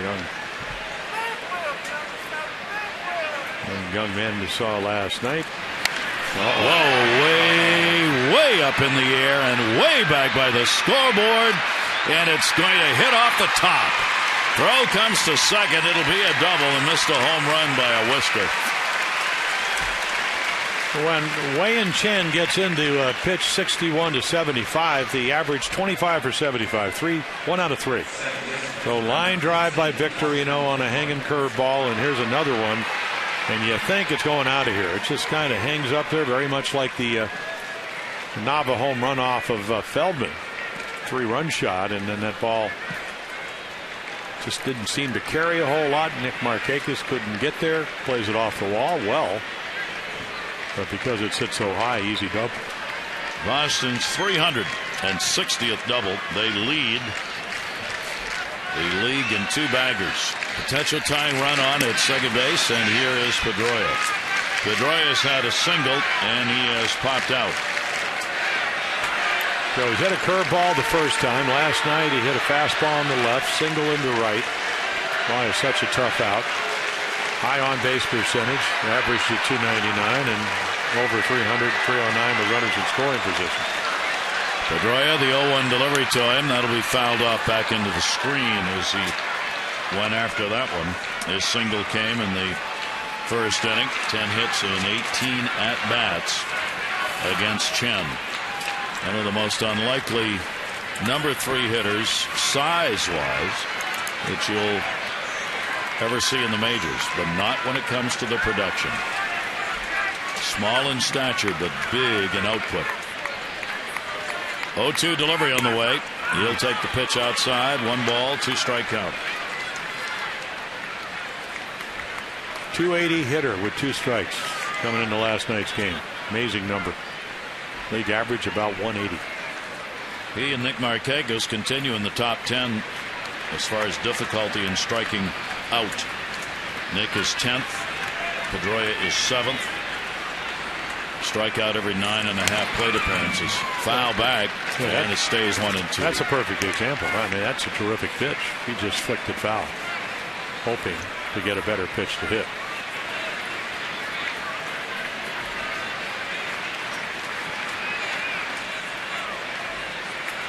Red Sox for the moment out hitting the Orioles by 1, 6-5. getting the lead at second. Only one out. And Pedroia goes up the middle, base hit. Jones charging. Drew will come. Here's the throw. Adam Jones all the way through. Not in time. Did he touch the plate? No sign yet. Well, he's safe now. So Drew crosses the plate. Pedroia gets the RBI, and it is a 2-2 ball game. Well, you stay alive, and then you hit one right back up the middle. Chen can't get it. Jonesy, ball's a little lower. You cut it off. Not a good throw. Go ahead run gets to second. Here comes Drew. Looked like his hand went across the plate, but it's waiting for Bill Wilke to give us a sign, but it's going to be one of those where it never happened. And it is a 2-2 ball game. 7 hits for the Red Sox. Here's Napoli. He has grounded out, drawn a walk. Pedroia gets a single, goes to second on the throw. It's one of those things great baseball players do. Pedroia, you see Jones do it most of the time. There's never a time in a play like that he's not at second. You're never going to find him at first base. You get the extra base. You know what's going on. You're always in the ball game. Boy, it can make such a difference. Well, of course, if you hit the cutoff, man, he's probably out. Yep. And and there are years, and I played on a lot of good teams that we just didn't do that. And it wasn't on the top 10 list of Earl Weaver. I mean, he infuriated him. And what you teach, and that's why you spend all those 6-7 weeks, especially this year with the World Baseball Classic, hit the cutoff, man. And we saw Chris Davis do it last night, got him out of an inning, even though they had some early big innings, talking about the Red Sox. But it's an emotional game sometimes. And, Adam wanted to make a good throw, didn't. No, he wanted to hit the cutoff man, didn't. And then Pedroia, as you mentioned, smart enough to take advantage of that. When the throw sailed, he took off for second. Yep. So he gets in scoring position here, and a 1-ball, 2-strike count on Napoli. Napoli 256 with runners in scoring position on the year, as the Red Sox come back to get it tied up. Here's the 1-2 delivery, and that ball's a silo shot at the plate. About as high as you'll ever see a pop-up at the plate. Ends up just on the other side of the screen. Literally came down, hitting the screen on the back side. Looks like maybe some midshipmen down there. Since the baseball's supposed to be white, their uniforms are certainly white. Ahoy, matey, here's a ball. 1-2. Pedroia back out to second base. Roberts holding the runner. 1-2 delivery by Chen. A breaking ball. Did he ever get him on that one? Frozen. Called strike 3. Quality curveball. Part of the keys, use your secondary pitches. And here's one of them. It looks low, but where it went across the knees in relation to the plate, high enough. So 2 down. Here's Johnny Gomes, a single, and he has popped out. 2 for 6 with runners in scoring position for Boston now. Gomes trying to get a go-ahead RBI. Chen trying to shut it down right here. Gomes will take it. That surprised him. That fastball, he never got the bat ready to go. Yeah, maybe looking for something else. I said, boy, way to pick on Mike Belfiore in his major league debut, first pitch home run. He said, I got a family to feed.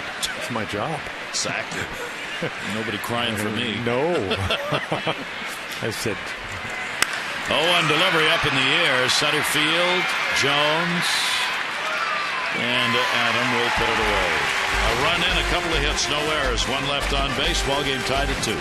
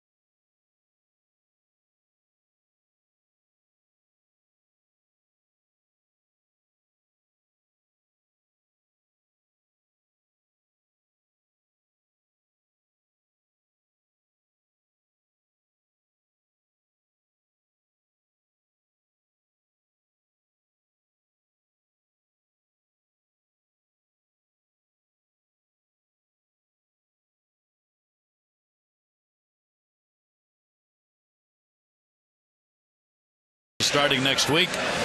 It's always fun as fans, and we are. Talk about who you think's going to make it. All the way to the World Series? What do you think? Well, I like the Red Sox. In fact, most of their media people, you think they can go all the way? I said, well, the way they're playing, they're 25-11. They're scoring a ton of runs. The Orioles done a nice job with Lester tonight. Buchholz looks like he's not quite all the way back. Got John Lackey who's going to pitch tomorrow. Look at the record, 10-13, but he's pitched very well. And then over in the National League, Dodgers. Well, you get in a close series, but I think it's, the Cardinals are our good friend. They're the best Gordon team. Lakey says they are the best team, but in a postseason. Yep. And that's where it comes down. How good is your pitching? And the Dodgers have terrific pitching. Yep. Ground ball up the middle on the first pitch to Hardy, and he's got 2 hits. Leadoff man on here in the 5th inning. Time for a 5th inning home run bonus for this inning only. Today's Maryland Lottery hit a big contestant of the game. We'll get $500 for any Orioles home run. Ethel Caton has already won $1,100 today. For all the latest info on new games, current promotions, and second chance contests, visit mdlottery.com. So again, Atlanta and St. Louis with 95 wins, or actually the Cardinals with 96. Atlanta playing tonight. See who Dodgers will play. The team with the best record. No, they actually the second best record, and then whoever the wild card team is, Cincinnati or Pittsburgh, it's the number 1 team. Yeah, they get the Cardinals number 1 team. Right. And the pitch will be taken for a strike. Yeah, I think the Cardinals have the best team. I'm picking the Red Sox and the Dodgers in the World Series only because I'd like to see it. But all kinds of storylines to go with it. But the Cardinals, boy, they're going to be tough.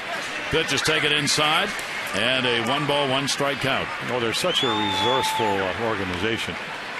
Got guys that you really haven't heard a lot, especially if you're an American League fan. I mean, Matt Carpenter, and they're just leading the league in amount of hits. So that's what's so great about the postseason. I was talking to David Ortiz. I said, have a good postseason. I said that spotlight is going to be on you, and he says, can't wait. And he means it. Yeah, you're right, because he's had that experience before. But for a lot of other people, it's something you never experience, and then when you do, you just hope it's not too bright. To David Freese. Here's the 1-2 delivery on the way, and a swing and a miss. Chris Davis. Some nasty pitches delivered by Lester. That's 4 strikeouts for the left-hander. Well, Chris Davis's power is up and away, and right there, just a 2-seamer. Bottom drops out. Nice movement. Good location. Chris with his 53rd home run hit a changeup off of Buchholz to left center field. Hit it in the bullpen last night. And a good pitch. And Adam Jones hope he gets something somewhere in the middle of the plate. Adam has struck out it into a fielder's choice. Runner on at first base. Hardy with a single. And Jones goes to center field. That's going to fall in for a base hit. Hardy will stay as Victorino gets it. And the Orioles answering. 2 on, 1 down here in the 5th inning.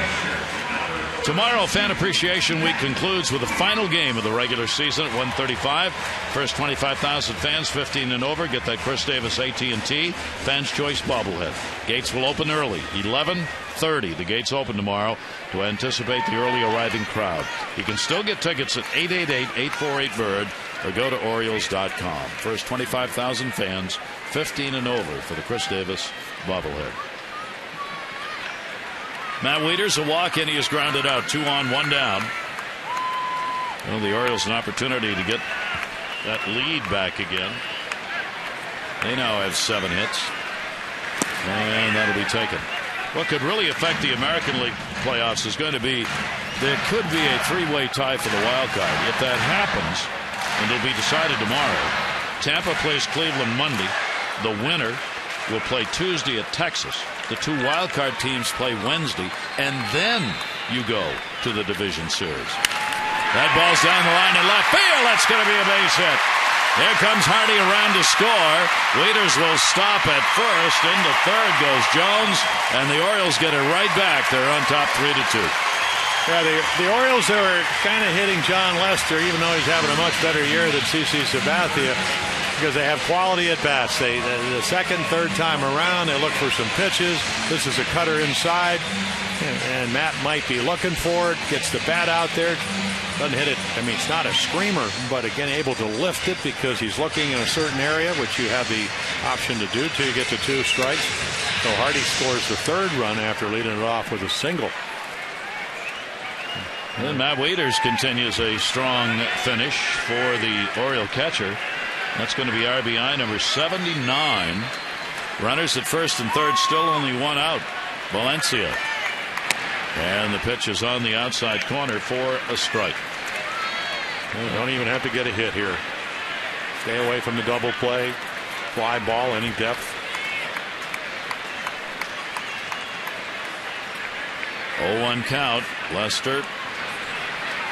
A look to first, and a swing and a miss as he stayed inside on Valencia in the at-bat. So you struck him out and you fly it out to center. And they play back a double play position, and they're not coming in at all. They're not coming in halfway. Lester says, well, you want to hit a fly ball, I want you to hit a grounder, or maybe I'm going to strike you out. And watch Ross move. There's going to be a cutter underneath his hand. That ball's going to be a base hit into left field. Jones will score easily. Wieters to second.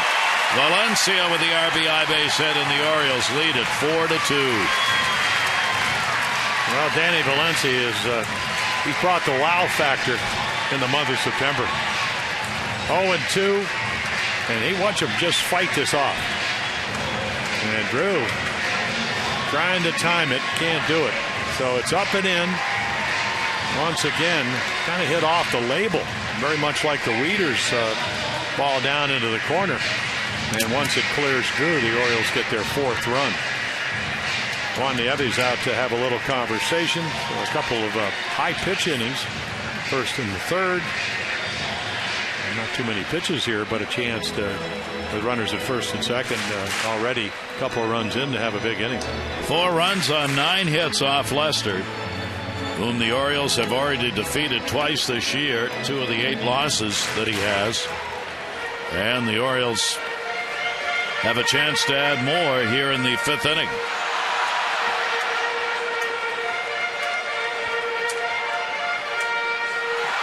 Nick Markakis already has a couple of base hits in the ballgame, 2 singles. He has scored a run. So Roberts home run, RBI Wieters, RBI Valencia, RBI Pierce. Red Sox have picked up RBIs from Dustin Pedroia and Ross. 2 on and 1 out. Wieters the lead runner at second, Valencia at first. Markakis will take it, and it is in there for a strike. Trying to hand Lester his first loss in the month of September. In fact, the last loss he suffered came against the Orioles. And that was back on August 29 when the Orioles beat him. And he gave up 3 runs on 5 hits in 6 innings. They've already bested that. 4 runs on 9 hits in this one.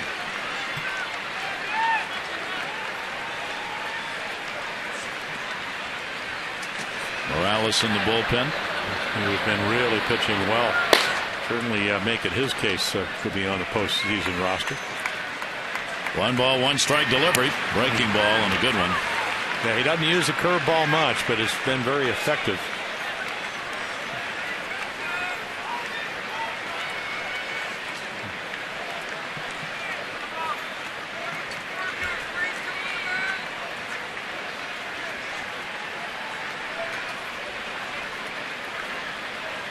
Markakis waiting on a 1-2. 1 down. And that will be inside. So Nick takes it even. 2 balls and 2 strikes. The Orioles right fielder who came in hitting only .222 off Lester, but has added the 2 singles and 2 at-bats in the ball game. Yeah, the infield the first time, and then Lester got behind him, hit a nice hard ground ball into right field. 2-2 delivery to him and right back into the screen.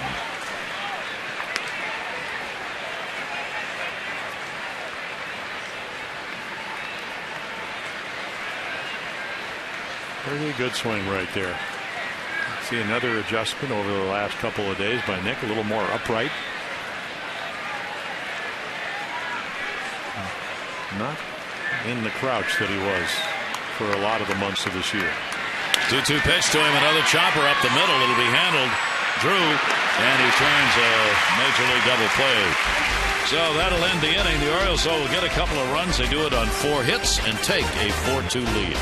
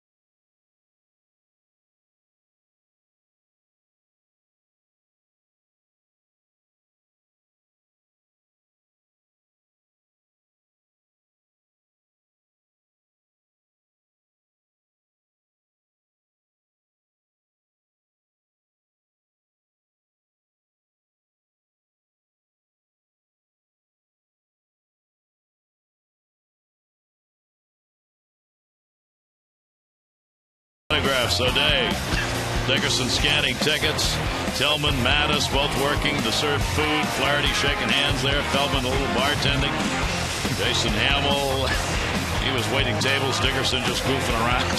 Jim Johnson took some pictures. How about that? Nate McLouth was in it. That's some of the Orioles. They were working in the stadium today, part of Fan Appreciation Weekend. That's what it's all about.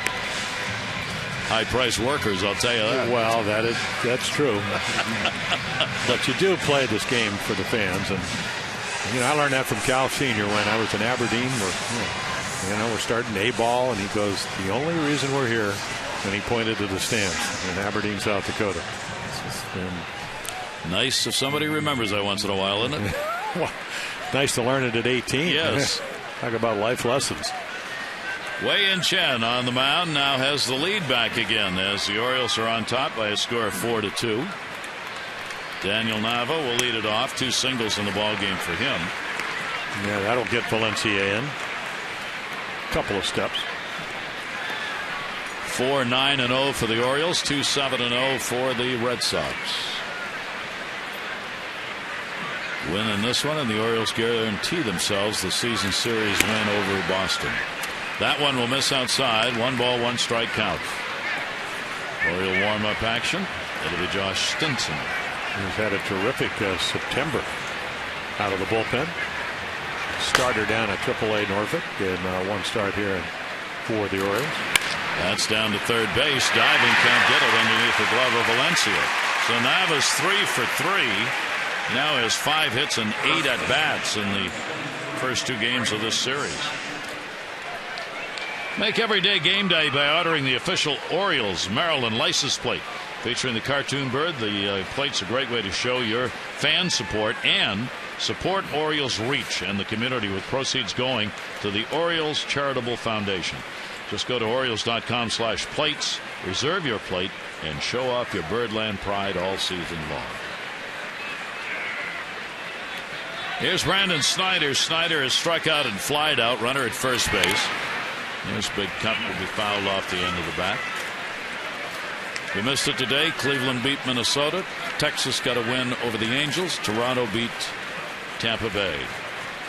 So tomorrow we'll decide all of the wild card standings. Could be a 3-way tie depending on the outcome of the ball games to be played tomorrow. Texas has got 90 wins. Tampa Bay has got 90 wins. And Cleveland 91. So Cleveland would have to lose in Tampa Bay, and the Rangers would have to win and have the three-way tie. Then you go into the 2 playoff games, and whichever teams come out of that will be completely and totally annihilated with no chance going into the division series. But they would welcome the opportunity. Yes. You never know. No, you really don't. Yeah, I mean, we talked about it before. One of the things John Farrell's most concerned with is the time off. It's not like the fact his team's got to wait. That's what happens when you win. You wait while the other teams try and get to you. So he's got to figure out a way to keep his team game ready while they sit around for 3 days before they get back on the field. Snyder with a 2-strike count. Wei-Yin Chen up to 94 pitches thrown in the ballgame. Nava with a lead at first base. And the swing and a miss. Kept that one right over the top on him and gets his 5th strikeout. Yeah, fastball's up the last time, and right there got ahead. That's the key. Guy not playing a whole lot, as we mentioned, only 4 at bats in September. Had a nerve condition early on. Played third base early in the year. Played 17 games at third for the Red Sox when Middlebrooks was sent back to AAA Pawtucket.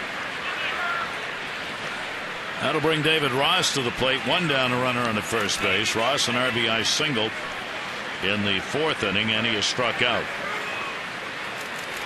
Goes after the first pitch. That'll be down into the left field corner. Pridey will chase it down. Coming to third base. They're going to wave him on home. And there'll be no relay. It's a double and an RBI. Ross Nava scores. And the Red Sox get back to within 1. Well, they speed up the bat with a changeup, and it ends up being pretty much down the middle. Take a look. There it is. You know, looper down the right field line on a fastball. A luck factor. And Nava sprinting all the way for the 3rd run. And here comes Buck Showalter. So Josh Stinson, who was warming up in the bullpen, will get the opportunity. Chen is going to come out of the game with a chance to be the winner and pick up his 8th win of the year, as he does work 5 1/3 innings, surrendering so far the 3 runs on 9 hits. Fans on hand for Wei-Yin Chen.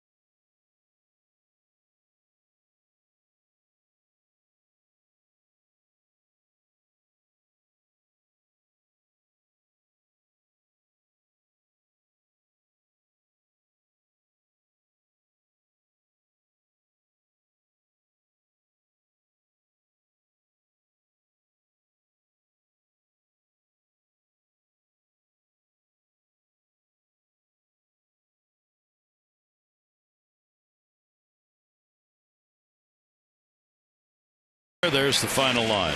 Yeah, a little bit like the game up at Boston. They got 3 runs and 11 hits, 5 1/3. So Ross kind of does him in. And Josh Stinson will come on. 9 scoreless appearances, so he's done a terrific job.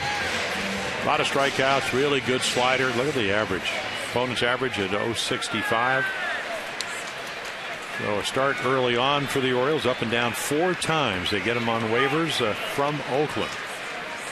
Runner on at second base, 1 out. Stinson, first appearance against the Red Sox in his career, and he will get the pitch in there to Middlebrooks for a strike.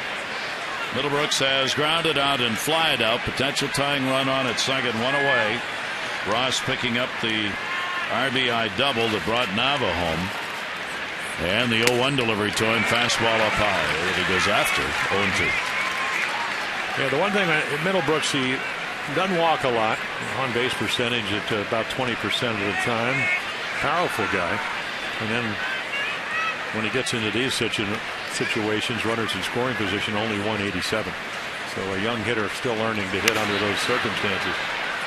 Big time power, though, if you make a mistake. Souvenir back upstairs.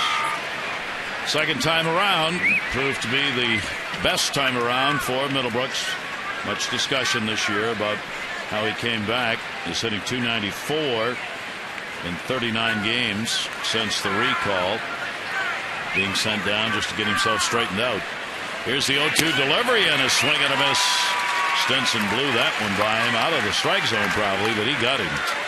Hey, I don't know if he wanted to throw that slider up and away, but it certainly worked. A lot of velocity and movement. Ball slides out of the zone, and Middlebrooks can't catch up with it.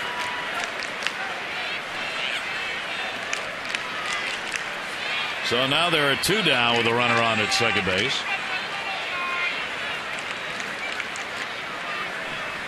And leadoff batter Shane Victorino.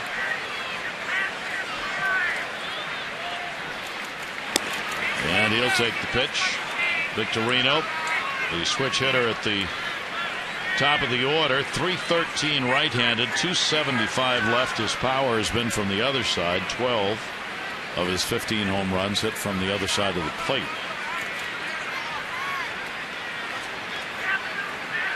Last 26 against Stinson. 0 for 26. 0 for 27. As he gets over to cover the bag. But a run in on a couple of hits, no errors, one left on, a one-run ball game, 4-3.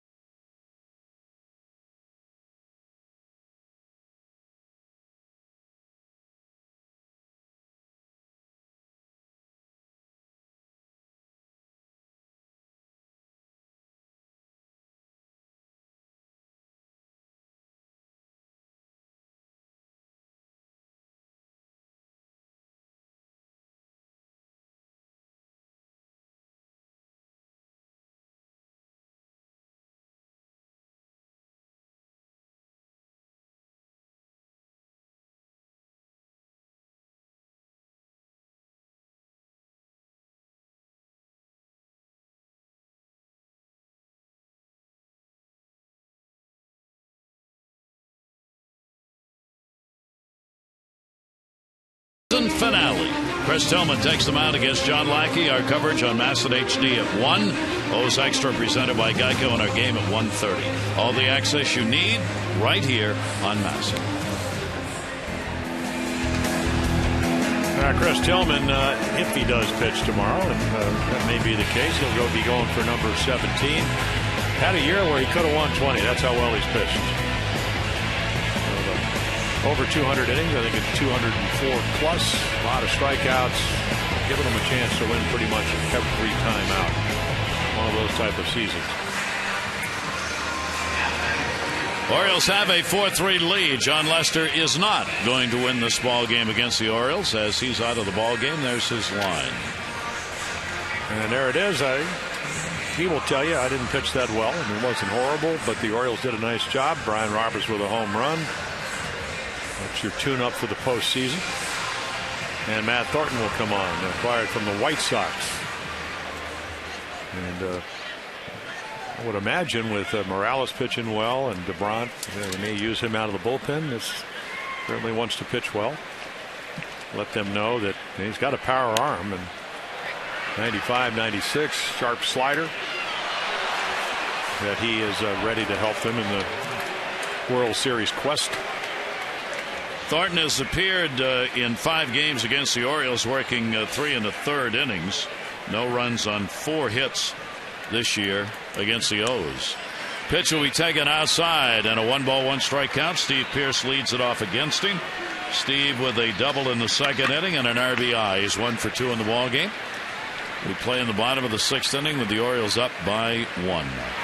And Pearce will watch that one. It is on the outside corner for a strike. Yeah, Matt Thornton on the DL for about 19 days, a oblique strain. So that gave chance for Morales to come back and pitch well. That'll be in foul territory, maybe playable. Middlebrooks reaching? No. Couple of rows back and out of his reach. Very nice gesture. I want to make sure the lady he reached over was all right. Didn't eat any of her popcorn or drink any of her drink. 1-ball-2-strike count. Pearce to be followed by Pridey, and then the top of the order, Roberts. And another one. This one's in play. Shortstop, Drew. 1 down here in the 6th inning.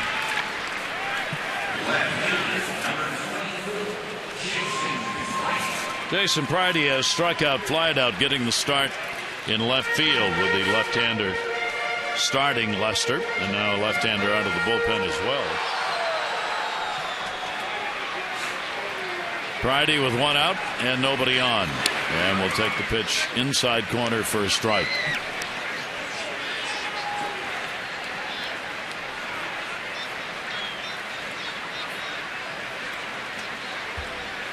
Thornton with the 0-1 and a fastball up 95 miles an hour for a swinging strike. Well, he's 6'7". He can throw the ball downhill with the best of them. Big, tall, upright delivery. Great tilt on his pitches.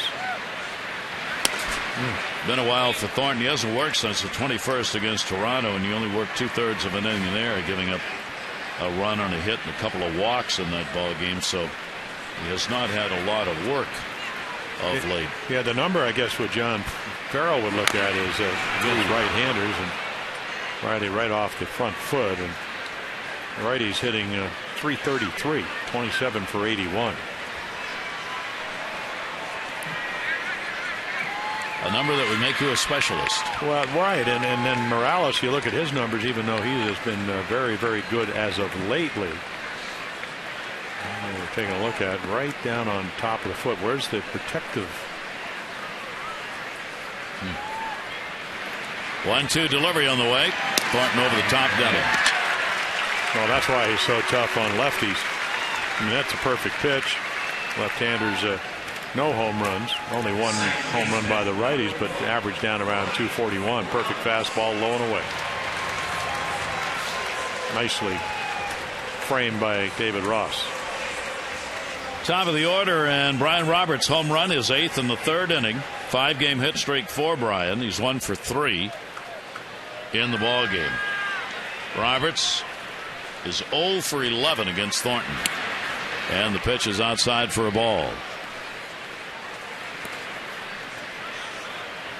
Mariano Rivera is not playing in the outfield tonight. Not yet. No, but tomorrow. Tomorrow I think it's supposed to be Sunday. And the pitch is fouled off. And we've decided it's going to be close to the dugout, and probably maybe he'll play center field. All right, Alexis Sataus, the drive of the game. There it is. Kept it inside the foul pole for the Orioles' first run off of John Lester, who doesn't and hasn't thrown any home runs, or didn't throw any home runs till tonight with the last 9 starts. Our drive of the game brought to you by Lexus of Towson, the Baltimore area's #1 Lexus dealer. Come see why at lexusofTowson.com. Roberts will take that pitch, 1-2. 1-2, 2 down, nobody on.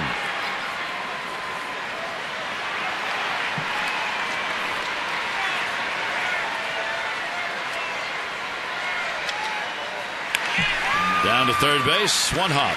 Middlebrooks. Tag will have to be put on, and it is by Snyder. So a clean inning pitch out of the bullpen. Matt Thornton getting it done. And here close to the warehouse, Orioles have a 1-run lead.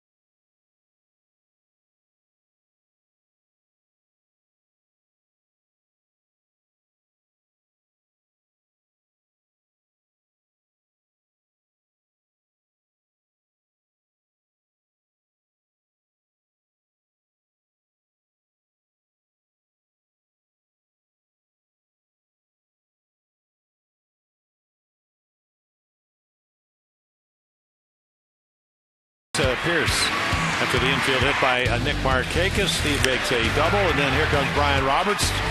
Solo shot off John Lester, make it 2-0. Red Sox will come back, and then here comes the Orioles.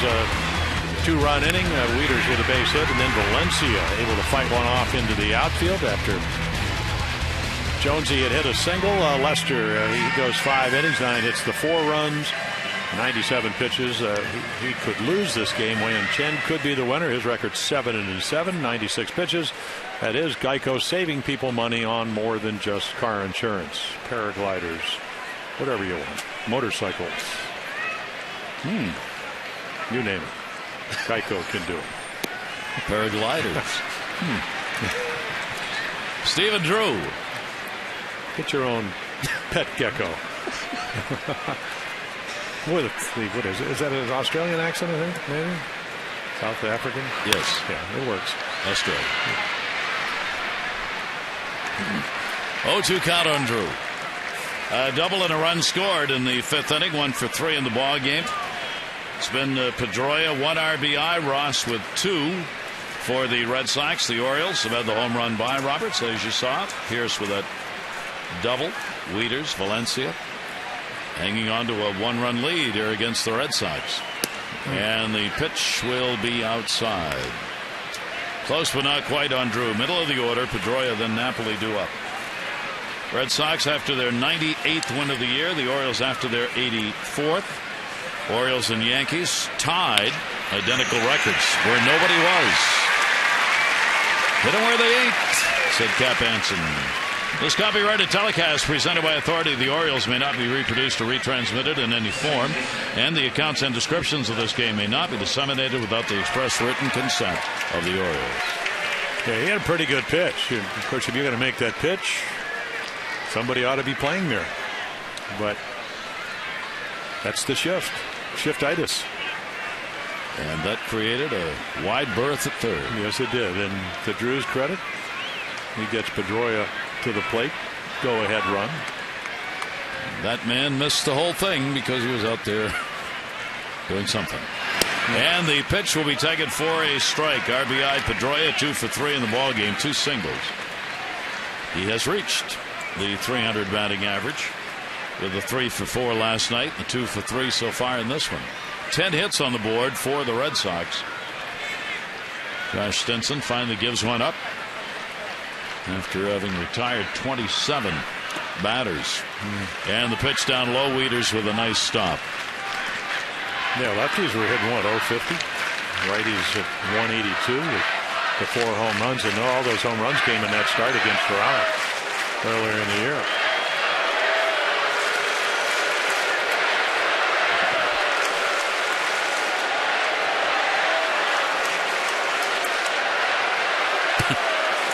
One ball, one strike count. And down the line, there'll be no play for Markakis into the seats.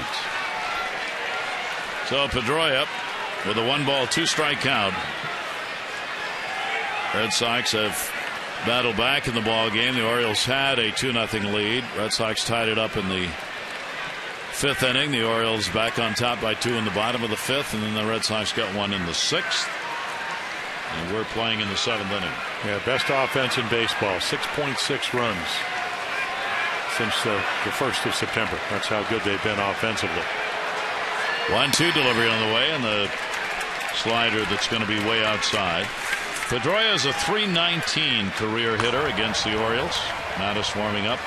Pedroia's had 12 home runs against the O's. This is the 119th game he has played against the Orioles. Zawa in the other bullpen.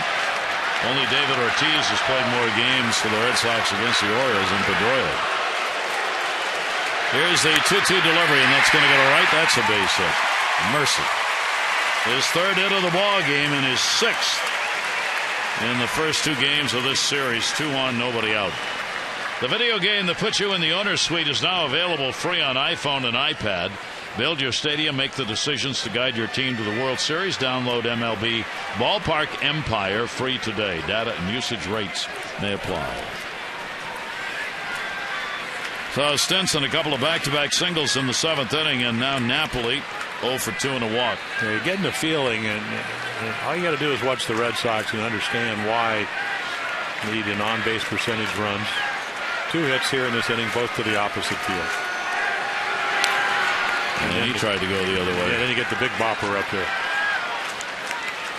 Napoli this season held to a .200 batting average coming into the game. Does have a couple of home runs against the Orioles. Well, you'd love to be able to get that slider down in the zone and get him to hit it on the ground at one of your guys.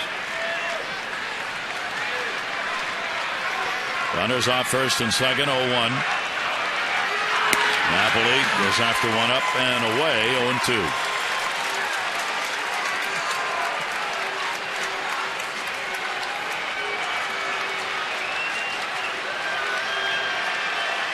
Fans, as you can hear, having their own game. As soon as the Red Sox fans start, the Orioles fans shut them down, and on that goes. Well, it couldn't have happened about 3 years ago. Now you can. 0-2 delivery, he had to reach for it, pops it up. Markakis coming, Roberts out, Roberts there, and he's got it. Really good pitch. You establish your fastball. He was late on it, and then he had to try to flick it into right field, and that's what you want from power hitters. Up and away, don't have to throw him a strike, and didn't. This is the way you pitch. High rider. You see him just trying to stay alive, really had to reach for it. So 1 away, and here's Gomes. Gomes a single. He is popped out. 1 for 3 in the ball game.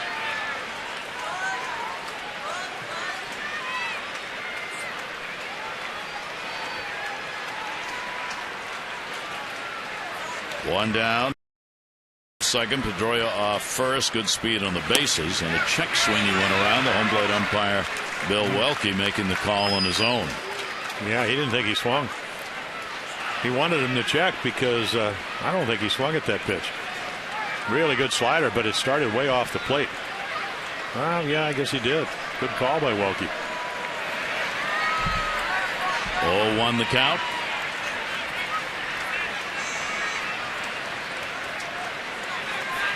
And that's going to be a base hit into left field. Drew will come around to score. Pedroia will stop at second. Pridey gets it in. RBI Gomes. Red Sox again have tied it up. 4-4. Well, they're relentless. You have to make good pitches. That wasn't one. He just hangs a slider and Gomes is waiting. Just trying to make contact. You can see it stay up. And he just drives it into left field. Got it away enough where it's nothing but a single. Nice piece of hitting. And it started with Drew and Pedroia opposite field singles here in the 7th. So the Red Sox tie it up. That will be it for Stinson. He'll come out of the ball game having surrendered 3 hits and a run so far, responsible for the 2 base runners on, and the left-hander Brian Mattis comes on to face Nava.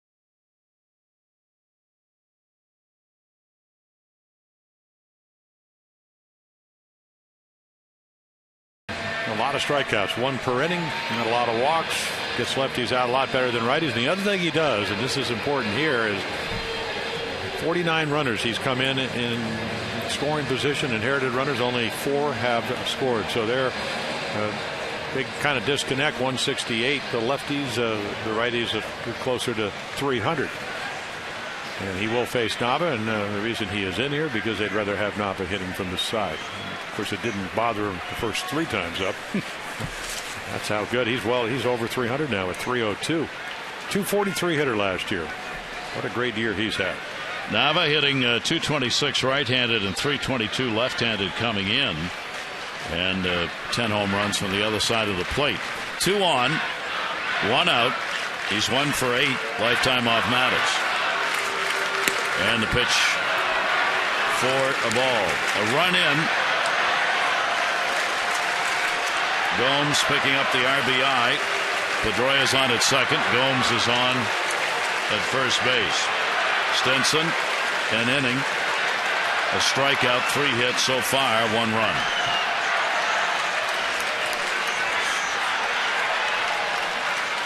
Mattis, the 1-0 delivery, and a swing and a fastball in and up. Brian working against the Red Sox for the 10th time. He's worked 7 1/3 innings, given up 4 runs on 8 hits. Hasn't walked anybody and has struck out 9 in those games. No, he can strike you out. But, as a starting pitcher, had the curveball, the slider, and the changeup. One of his strengths as a starter, and he's better to his glove side, which is the inside corner to righties, down and away to lefties. That's when he started, and he was on a roll. He could hit both sides of the plate with the best of them.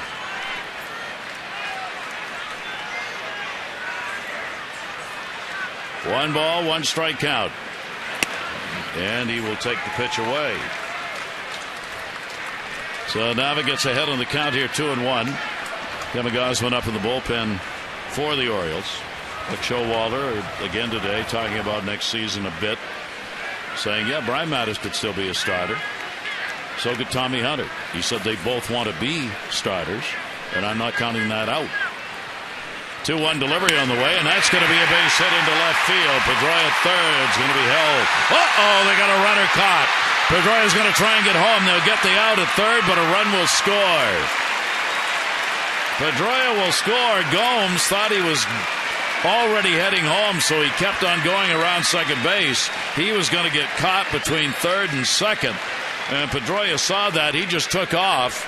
Throw came in from Pridey to third. They get the out there. Yeah, and he'll bobble this ball right here, and I think that's why Gomes keeps on coming. It didn't look like he never even slowed down. Nice throw, but here comes Pedroia. So the hanging slider. Nava 4 for 4 tonight. And it is a Red Sox lead 5-4 as Nava has the big night, and Brian Mattis couldn't get him out of there. So Kevin Gausman, the right-hander, now will come out of the bullpen as the Red Sox have scored 5 on 13 hits in the game. And a chance to add more here in the 7th inning.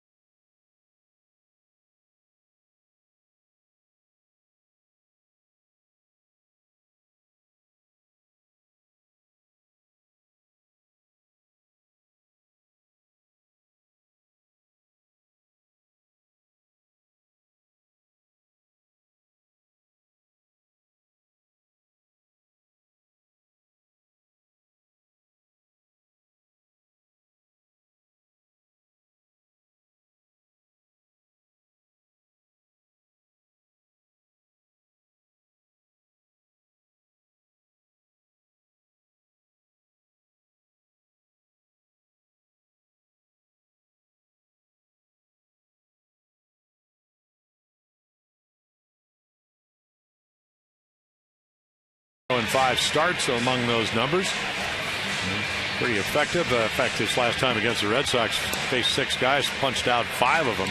About as good a stuff as you could possibly see. Numbers a little bit higher than you would imagine with the kind of arm he has. A 292 for the righties, and that's the fact that really good splitter change and overpowering fastball, 95 to 99 miles per hour. And the pitch that, if he does go to the fall league, he'll probably work on is that slider. And when he gets that, and that's what he did in Boston. He threw Napoli a slider that you could die for. That's how good it was.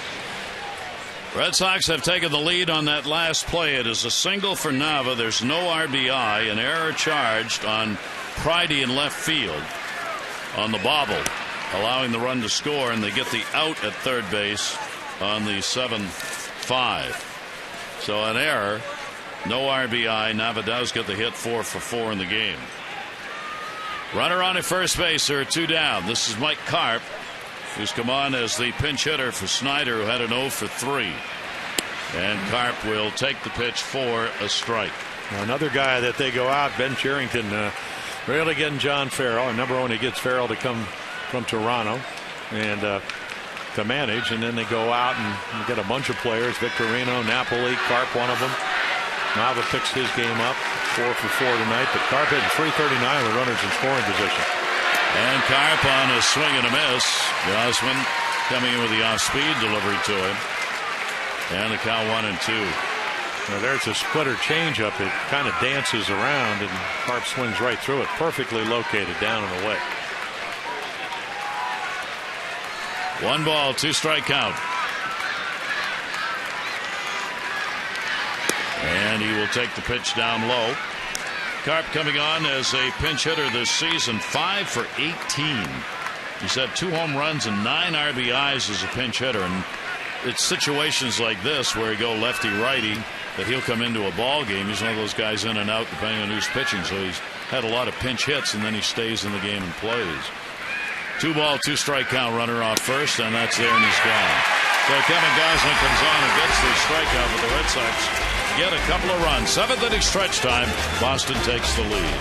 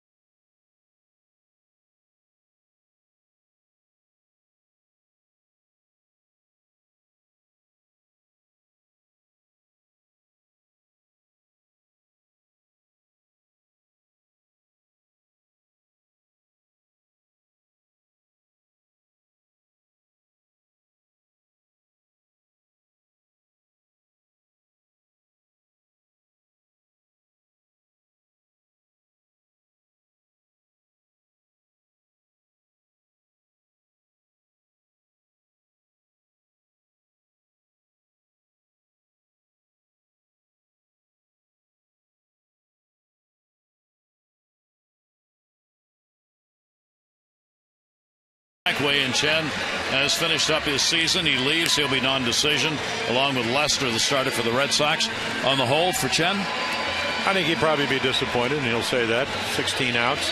They get him a lead. They don't score a lot of runs for him. I think like, 34 out of the last, or 31 out of the last 45 starts, 3 runs or less. They get him 4 runs, not a lot. And then he just makes a couple of bad pitches. Bullpen comes in, a couple of hanging sliders. Some great at-bats by Drew and Pedroia to set up the inning to get the 4th and 5th runs. And then the Red Sox with 13 hits. They've averaged 6.6 runs in September. They're on a roll. I played on teams like this when you're going into the postseason. A lot of times the Yankees, we used to, they kind of back off and then they turn it on. The Red Sox, I mean, it's full bore. They're firing on all cylinders. They have not had a losing month all season long. They are 16-7 so far in the month of September, and they've only had 1 month, and that was back in May where they went 500, played 15-15. So they've just continued to mount it up, and now I think you're right, Jim. I think they're probably playing as well as they have. Well, they're getting healthy too. You know, they got Ellsbury back. I mean, so Tozawa, he's struggled a little bit because he pitched so many innings, but power arm. So John Farrell, I mean, it's very enviable. You now have a lot of choices out of your bullpen. You see the numbers for Junichi, and then you lost Hanrahan, you lost Bailey. They're supposed to be your closers, and all of a sudden Koji Uehara comes to the rescue. So now you can kind of pick and choose who you want to use. And again, the offense, no problem for the Red Sox. And J.J. Hardy will lead it off for the Orioles, who now find themselves in a comeback situation. Ozawa will get the strike in. Mike Karp stays in the ball game. He pinch hit for Snyder and will play first, as Snyder did. 0-1 count. Hardy 2 for 3, couple of singles. The 0-1 delivery. That little hesitation popped up center. Victorino. Hardy retired. Tozawa can throw in 92, 94 miles per hour. That's a little splitter right there. We already saw the curveball. Well, it's a battle in the bullpen. 7th best bullpen for the Red Sox. The Orioles a tick better. But tonight, Mattis didn't make his pitch. Stinson pitched all right to get out of the 6th and then ran into trouble in the 7th. But you're certainly within shouting distance. Big difference between tonight's game and last night's when you were down 8-0. Chris Davis. Iwaki has struck out and popped out. Shift on against him with 1 away. Tozawa's delivery to him. That'll be taken down low for a ball. You see the leading a team in average home runs and RBIs. These are the players who lead their team in all of those categories. And you see both Chris Davis and David Ortiz have done that for their ball clubs. The last Oriole hitter to do that, Nick Markakis, to have that lead, and he did it in 2007. And a ground ball off the end of the bat. That's a 5-hopper. Bobbled, and a nice play by Carr. He had to reach to come up with that as the throw was taking him the other way. Well, there it is, and that's Middlebrooks, the third baseman. And then making sure that. Thinking being, I guess, on these, talking to coaches, including the Orioles, when they used to put Machado over there in the shift, the shortstop generally is able to cover more ground than the third baseman. So if you're going to have the shift on, put the third baseman over on the side, on the right field side, and leave your shortstop, who maybe can get a ball the third baseman couldn't. Anyway, that was Middlebrooks who makes the out, 2 down. Yeah, and then for Manny, it's you get the range and the arm. That's why he can play in short right field. Jones a single. He's had a 1 for 3 in the ball game. Speaking of Manny, he will be heading out to see Dr. Andrews in Florida to get his second opinion regarding the conservative treatment that they are undertaking at the moment. And then if Dr. Andrews agrees, then they will wait another 4 to 5 weeks. Manny will be back for another exam to see how it's going. They'll decide whether to stay in the conservative treatment or turn to surgery. Jones with an 0-2 count. That Tozawa, really nice job. 24 holes. I mean, that's a career high. Also 71 appearances now. That's 11th. At 5 wins, that's 14th. And then 1.6 walks per 9 innings. So throws a lot of strikes out of the Red Sox bullpen. Jones 2 for 5 off him. 2 down, nobody on. And that will be foul back and an 0-2 count. Yeah, that little hesitation is you see a lot of hitters. What they'll do, you get with hitters, you get the separation. Hands go back, front foot gets down, pitching, and you got to load. And that little hesitation allows you to do it. Now coming out, Buck Showalter, and I think they're going to Adam Jones. Adam Jones kind of working on his hand here. We'll take a look. And good fastball up and away, and he's trying to go get it.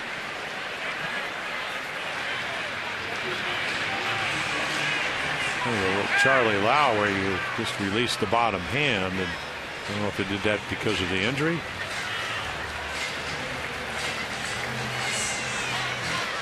Saw him just drop the bat. Yeah, so shaking the hand, and that'll get Richie Bancel's Oriole head trainer and Buck Showalter out of there.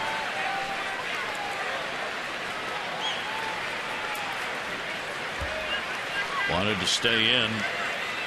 Skipper will keep a close eye on the next swing. 0-2 count on Jones with 2 down. Tozawa's delivery to him, and a swing and a miss. Tozawa comes out of the bullpen, retires the side in order. The Orioles 4-58 when they trail after 7. Will try for his 5th comeback.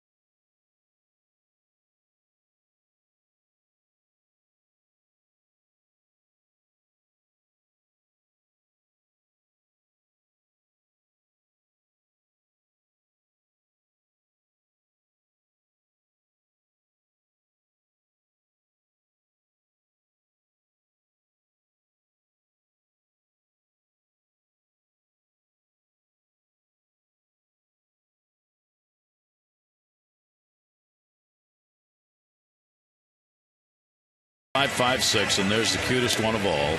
No, not him, her. Getting a little etching done out there, and Fan Appreciation Week and Fan Appreciation Weekend, the night tonight. Be tough to draw a picture any cuter than that. Take a look at our AT&T Player of the Game candidates tonight. J.J. Hardy. Hardy's had 2-hit ball games, scored a run. Nick Markakis tonight. His bat's picked up a couple of hits and a run scored. Brian Roberts, 1 for 4 with a home run, his 8th of the year. Text in your vote, A, B, or C, 31826. Red Sox up by 1 as we go to the 8th inning. So now Kevin Gausman has struck out 6 of the last 7 Red Sox he's faced. Got Carp looking on a low fastball. Middlebrooks. It'll be Ross, Middlebrooks, and Victorino. David Ross will take the pitch. That is in there for a strike. RBI double, RBI single, 2 for 3. Again, the Red Sox up and down the lineup, contributing here. 0-1 delivery. Victorino's had the 0 for 4 in the ball game. You got the top and the bottom. Yep. And Middlebrooks 0 for 3. But in between, a lot of key action. 13 hits. Here's the 1-1 delivery on the way, and that'll be taken. Gausman gets it in there. Well, I will say this. He's got to learn how to pitch, but if you're going to draft somebody, this is the type of kid you want to draft. Great arm, really nice young man, good windup. Had to fine-tune it over the course of the year, but then again, because of the pitching problems, rushed to the big leagues. And a swing and a miss. Kept it down and away. Matt Wieters puts the tag on to be sure. 2 strikeouts for him. So 7 out of 8 Red Sox have gone down. Last 2 appearances. There's the splitter. Just tumbles. Bottom.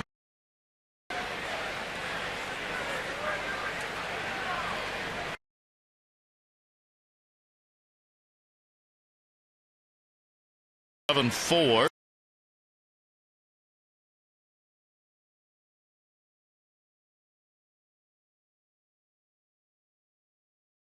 So when you can throw a slider like that, even though it's inconsistent, you're eventually, as you get your innings and your experience, going to figure it out. I mean, that's about as good a slider as you can throw. And that's the pitch he threw Napoli up at Fenway Park. And a swing and a miss on one that got Wieters. Boy, it's been a tough year anyway. Jared Saltalamacchia threw Napoli up at Fenway Park. And a swing and a miss on one that got Wieters.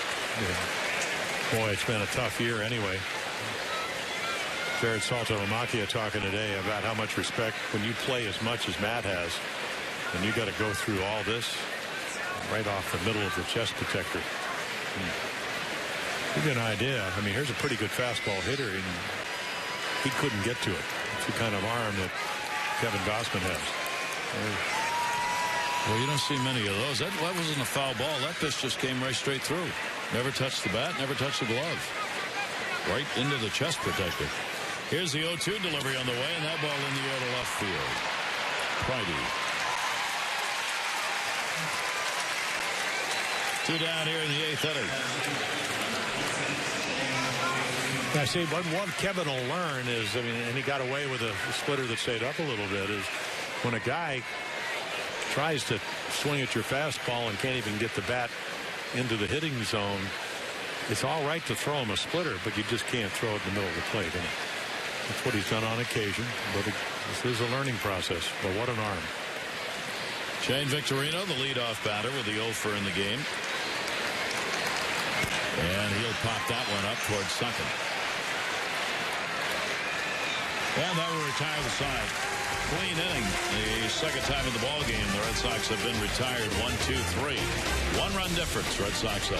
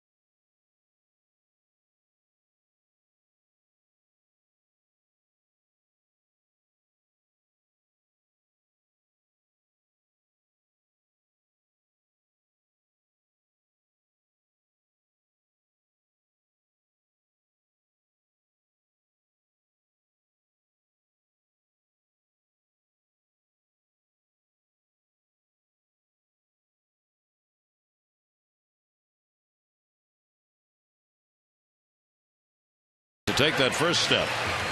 The Y of Central Maryland's fit and fun program. Here's Matt Wieters. Valencia and Markakis will be due up. Tazawa on the mound. 5-13-0 for the Red Sox. 4-9-1 for the Orioles. Orioles got 4 runs, 9 hits off Lester, non-decision. Thornton worked an inning, had a strikeout. Pitch will be a ball. For the Orioles, Chen, 3 runs, 9 hits, 5 1/3. Stinson came on, worked an inning, a strikeout, and in trouble in the 7th inning. Kevin Gausman came on to finish it up, but a couple of runs scored. Both of those charged to Stinson. 1 unearned. 1-0 delivery, and that'll be fouled back. Well, we told you about Tazawa. Now it's 68 1/3 innings. About a hit per inning, 9 home runs, but only 12 walks.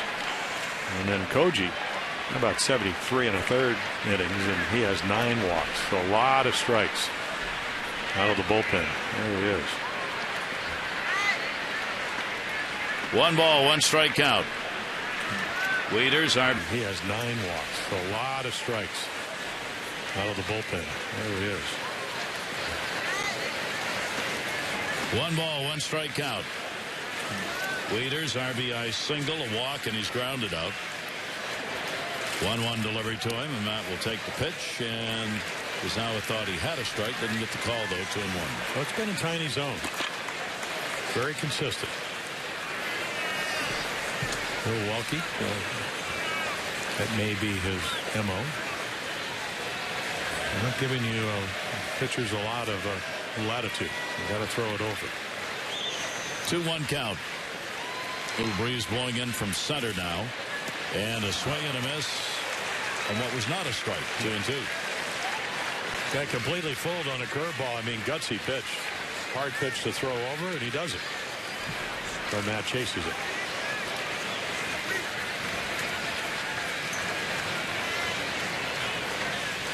Two balls, 2 strikes.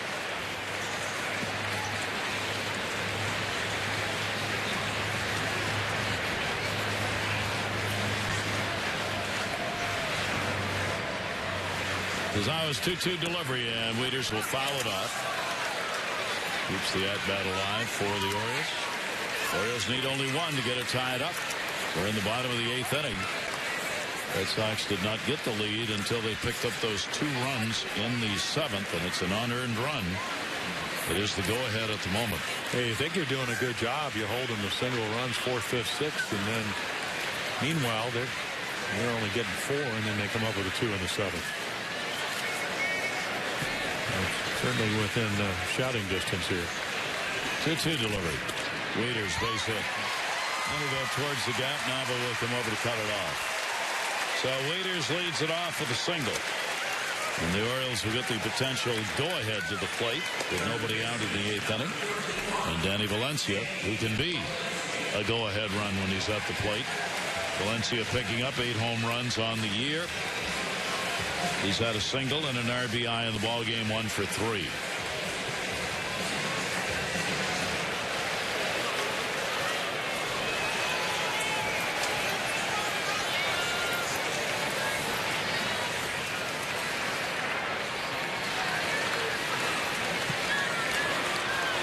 Valencia 0 for 2 off the right-hander. Wieters a step and a half off first. And Valencia, the off-speed delivery, will wind its way into the strike zone. 74-mile-an-hour off-speed delivery right there. Well, that's why it's great when you can throw your first pitch curveball over. My theory was there is no way they're going to swing at it, and he didn't because it was so good. They're not looking for it. And the problem is when you throw a series of them and curveballs break so much, it's hard to maybe command it as far as location as well as your fastball. Awfully nice to be able to do it. Hey, here's a curveball for a strike, but hard to do. They usually don't chase it.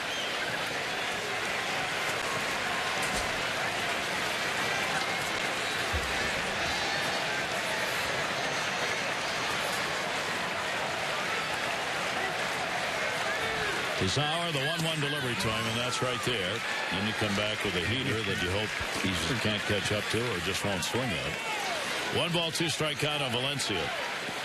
Yeah, Danny's saying, boy, I wish I had been looking for that pretty much in the middle of the plate. Good velocity, though, at 93. Finale tomorrow. Chris Tillman, John Lackey, the schedule, 11:30. Remember, the gates open. 11:30. Early open to the yard tomorrow. 1-2 delivery. Valencia to third. That's going to be a base hit. Gomes up with it. And the Orioles have the first 2 on with singles here in the 8th inning. Yeah, it looked like a splitter maybe that stayed up, and Danny didn't miss it. Of course, he's not missed much of anything. And he has been red hot since late August. You can see him split his fingers. 93 to 88, right down the middle and spanked in the left. Joe Tazawa will be coming out of the ball game. He works an inning plus, charged with 2 hits and responsible for the 2 base runners. And Franklin Morales will come out of the bullpen for the Sox to face Markakis. Internet security is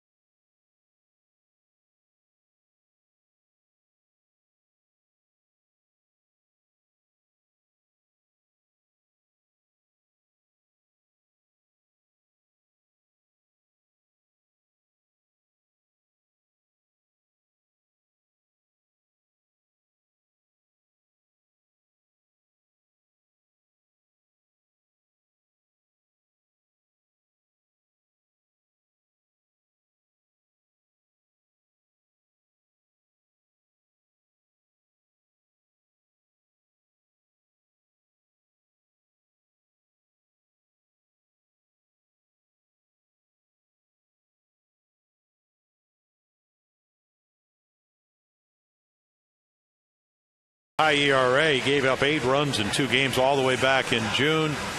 They got him, the year before last out of Colorado. He has pitched very well, dominating lefties, 189. Righties a little bit higher, but I watched the game. He actually, good pickoff move, picked off Michael Kadire, who's leading the National League in hitting on Wednesday night. Great move, and won't be the case here. Runners in first and second, they will play behind him, but he threw hard. He got his breaking ball over.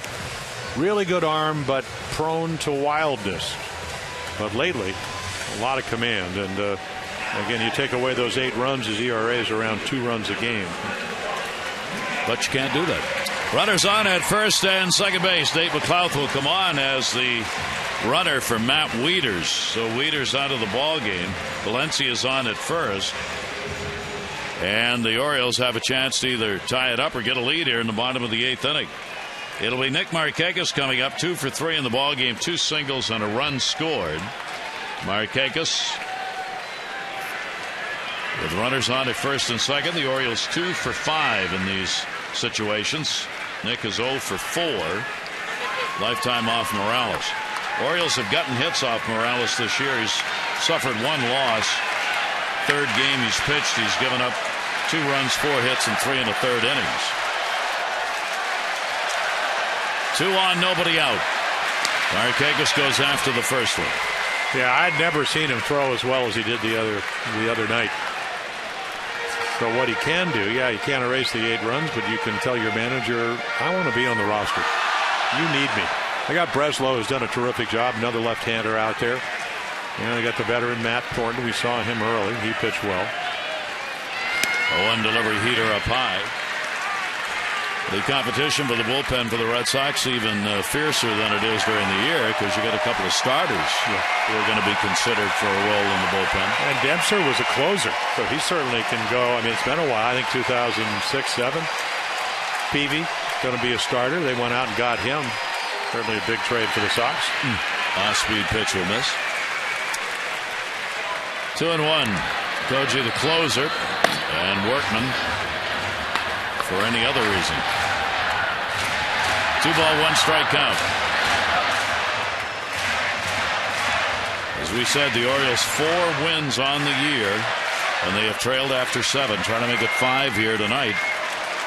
Trailing in the ball game 5-4. Nick Markakis, the outfield straight away, trying to hold the runner close. Drew, the shortstop, at second. He'll take it down the line, left field, heading towards that pole, and just foul. 2 seats.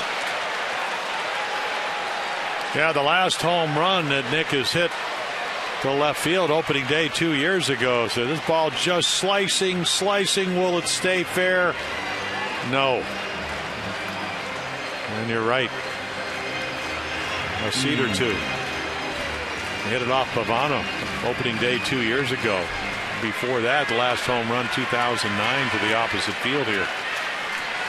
Just missed it. 2-ball, 2-strike count.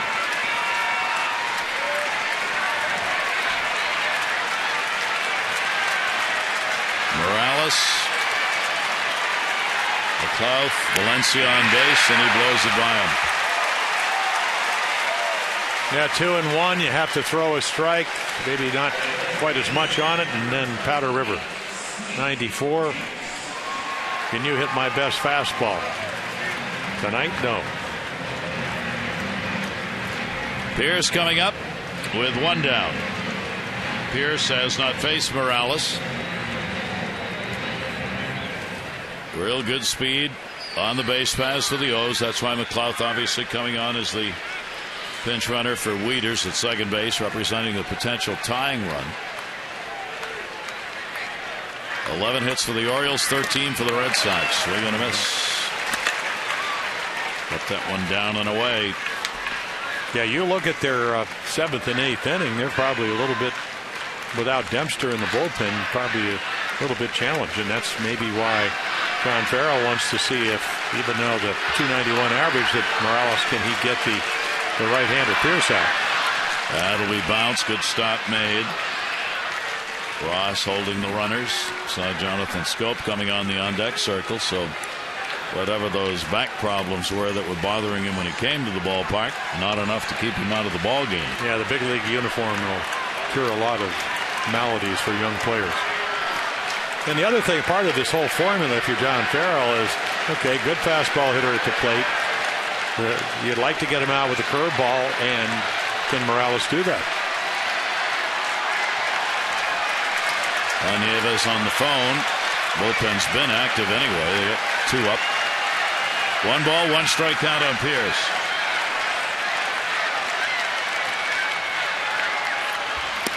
And inside. So Steve will get ahead on the count here, 2-1. So he can look fastball, but the other night Morales didn't matter what the count was.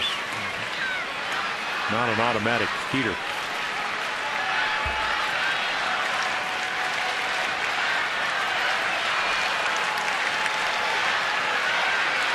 Two-one delivery. Foul. No, it wasn't. It was a slider. And that's why he's way out in front.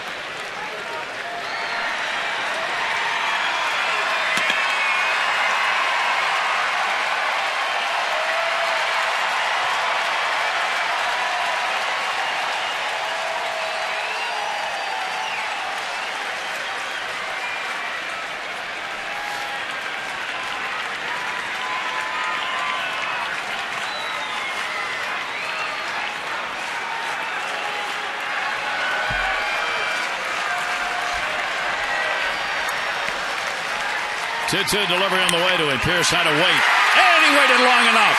It'll roll into the corner. McLeod will score. Valencia coming to third, going to be waved home. Here's a relay throw coming from Pedroia. There, the tag, not in time, and the Orioles get the lead. A 2 RBI hit for Pierce.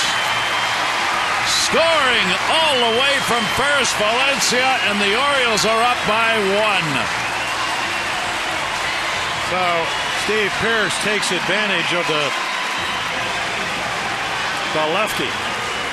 And he doesn't throw him a fastball, throws him a breaking ball.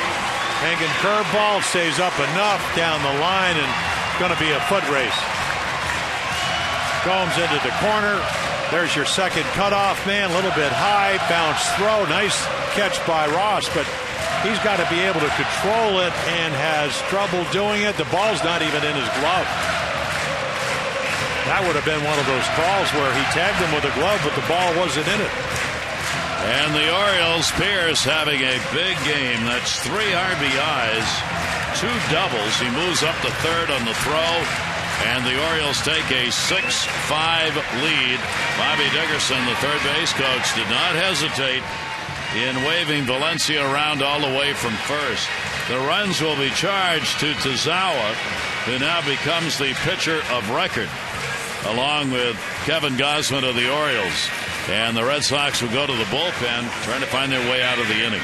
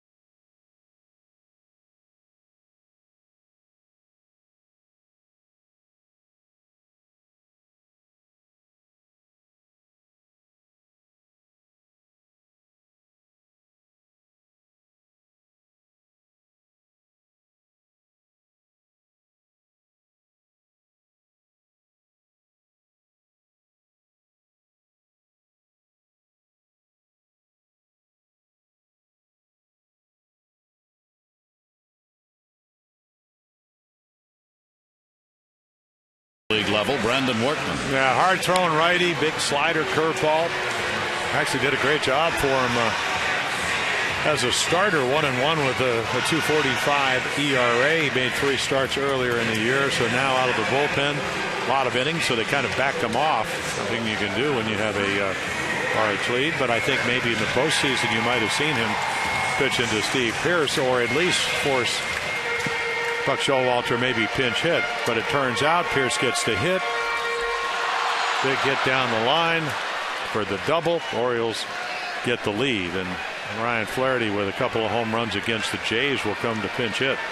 A little single to left field last night, which he doesn't do very often. Infield's going to play in. Pearce moving up to third base on the throw to the plate after getting the double and 2 RBIs.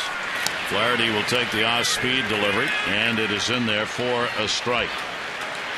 Workman playing in just his 3rd pro season. Red Sox second-round pick, 57th overall, 2010. Here's the 0-1 delivery, and the ball's going to be a silo shot again coming back, and there'll be no play.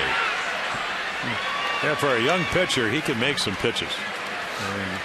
That's why no problem. I mean, again, 18, in those 3 starts, 18 innings, only 5 earned runs.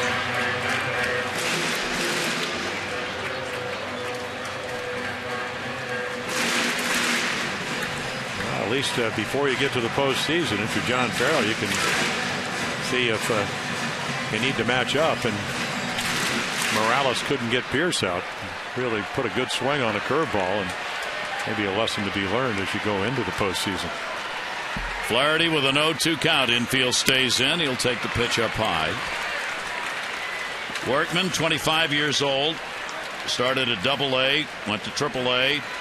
Overall 8-2 between the two of them, a 3.21. More than a strikeout per inning in the minors. 101 innings, 108 strikeouts.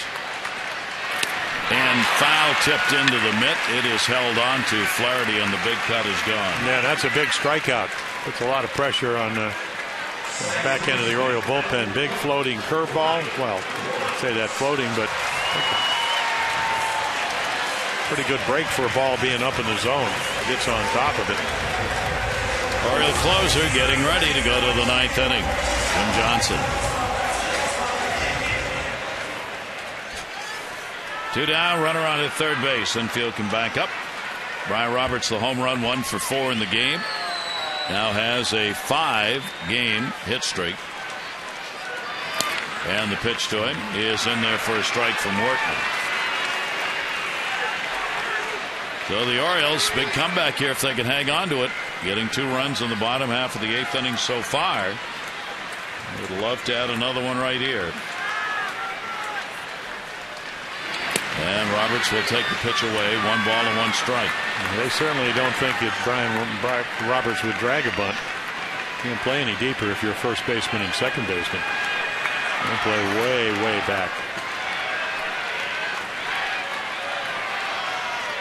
1-1 delivery. Steve Pearce on at third, waiting to come home. His 3 RBI ball game, the first he has had this year. With the Orioles using it to get a lead.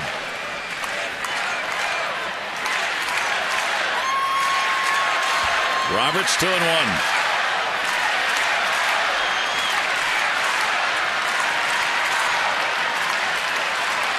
And Workman's delivery to him, and that will miss.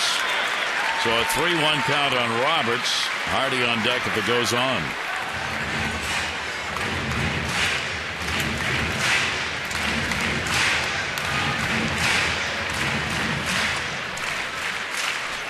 Kevin Gausman, who worked an inning and a third, retired all the batters he faced with a couple of strikeouts, got a chance to be the winning pitcher now.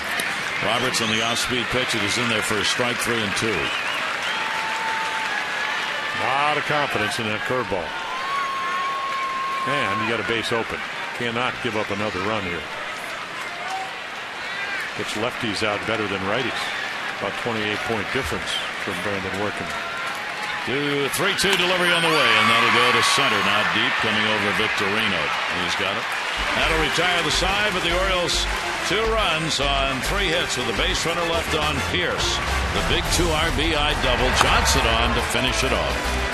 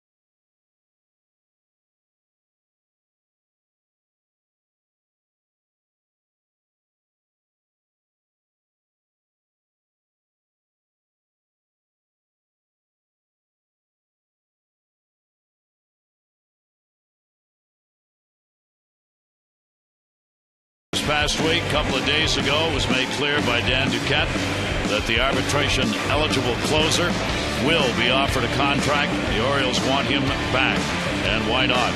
Jim Johnson has had some rough stretches this year, but he leads the American League with 48 saves, only 2 behind the Major League leader Kimbrel with Atlanta, who's got 50 coming into today's play. And I think Dan Duquette's saying that, listen, and if he gets a save tonight, he'll have 100. 100 the last 2 years.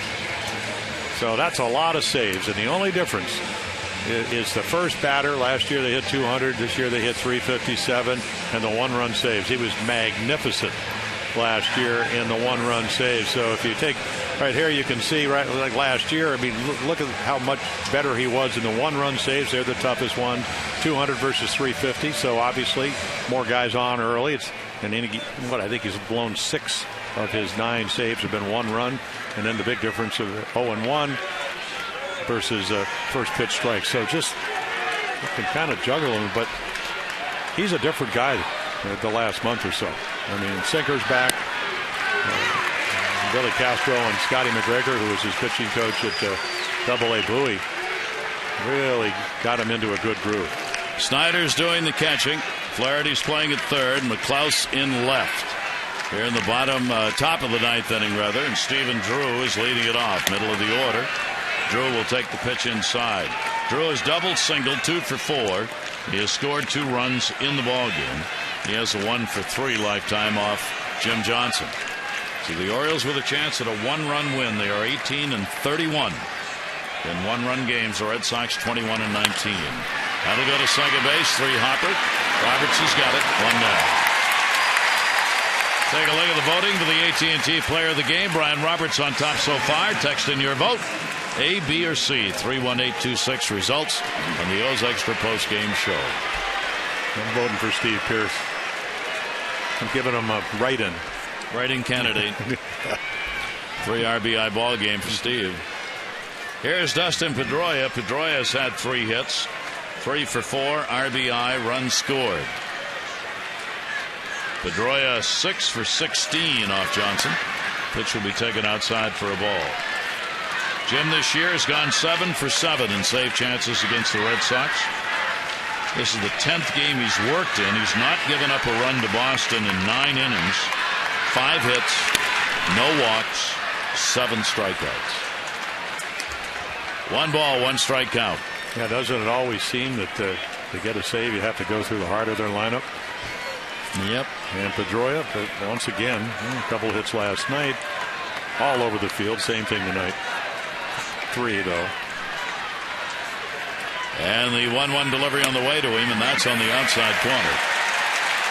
Perfectly located by Jim Johnson, and a 1 ball, 2 strike count. Napoli waiting on deck. The Orioles up by 1. 6-12-1 for the Orioles. 5-13-0 for Boston. And the 1-2 away. Coming into last night, there'd only been 1 really offensive game between the 2 teams. They'd all been close, low-scoring pitching duels. Then last night, the Red Sox won at 12-3, had 16 hits. Tonight, we got a combined 25 hits in the ball game and 11 runs. The 2-2 delivery by Jim Faldo.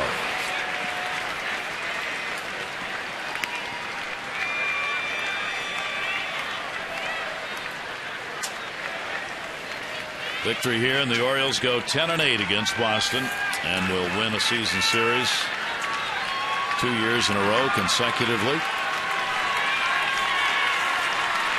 Matt Wieder's now a fan over there watching for the Orioles. 2 ball, 2 strike count. Pedroia waiting. In the air. Jones.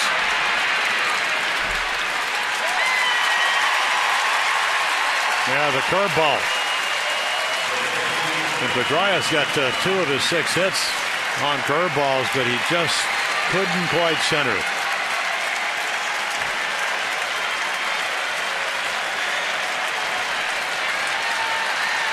Yeah, part of the media when Dan Duquette yesterday said, I have every intention of signing Jim Johnson, they were, I think, a little bit shocked. And so if he gets another out, he'll have 100 saves. And as Dan Duquette said, why wouldn't you want to have somebody like that? 2 down, Mike Napoli. 0 for 3 and a walk in the game. And the pitch for a ball to him. Napoli with an 0 for 3 lifetime off Jim Johnson.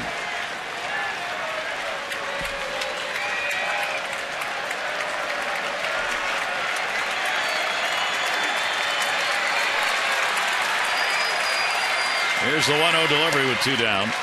No miss. Yeah, 1 high, 1 low. Just trying to find the release point.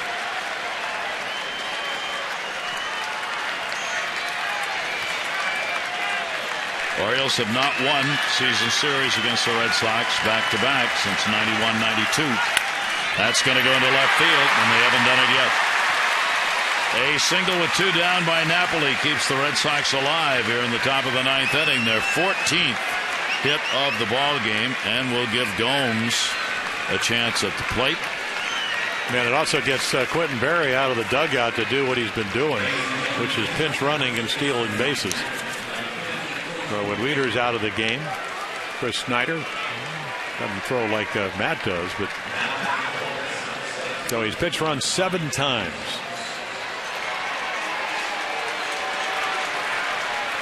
A good friend of Adam Jones, longtime friends from back in California playing baseball. Had a chance to meet up again this season in Boston when Barry had been called up, and here again in Baltimore. Here's Johnny Gomes. Gomes, 2 singles. RBI. He's 2 for 4 in the ball game. Gomes with an 0 for 3 off Johnson.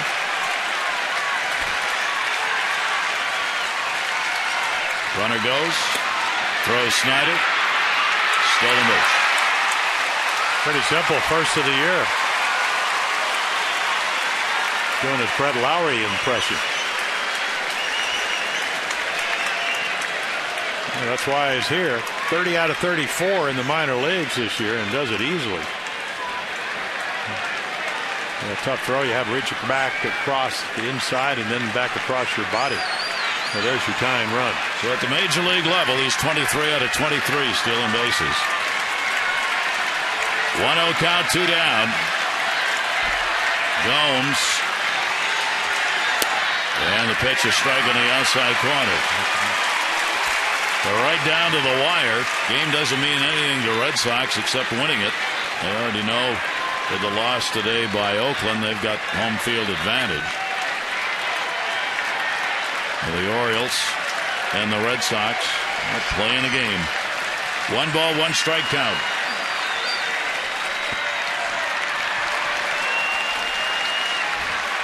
And the pitch will miss. 2-1. And you got a guy waiting on deck that's 4 for 4. And Daniel Nava. Gomes already with a couple of hits.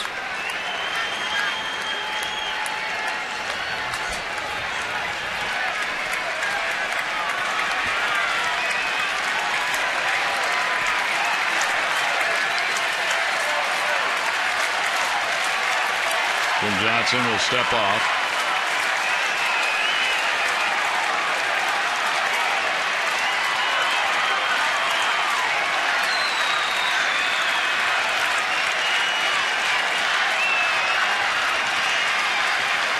Two-one delivery on the way to him. Gomes will take it outside. So a 3-1 count to Gomes with first base open. Yeah, the problem for Jim Johnson is that Johnny Gomes with 1 swing can put him ahead. And he's hit more home runs against right-handed pitching. So you can't give in, and that's your point. First base is open. And the 3-1 delivery, and Gomes will take it. It's a strike. He started to first base, but he didn't drop the bat, so there was more hope than reality there. Yeah, I think the first pitch he thought was low. This one may be very close to. Take a look at the side. Look right around the knees. And again, the plate right between his legs. That ball maybe caught a little bit low, but very close. I don't think if I'm Johnny Gomes, I'm taking anything around the knees. Anything close, I'd probably be hacking. Runner off second, 2 down. 3-2 delivery to Gomes. That's it! Gomes is called out, just drops the bat and the helmet. Jim Johnson comes on and gets the save. And the Orioles win it 6-5. Kevin Gausman will get the victory. He'll go 3-5 on the year. There's the pitch that dropped in and struck him out. Morales could not hold him down, and Tazawa will be charged with the runs that were scored after he left the ball game as Morales goes 2-3 on the year. Orioles win it 6-5.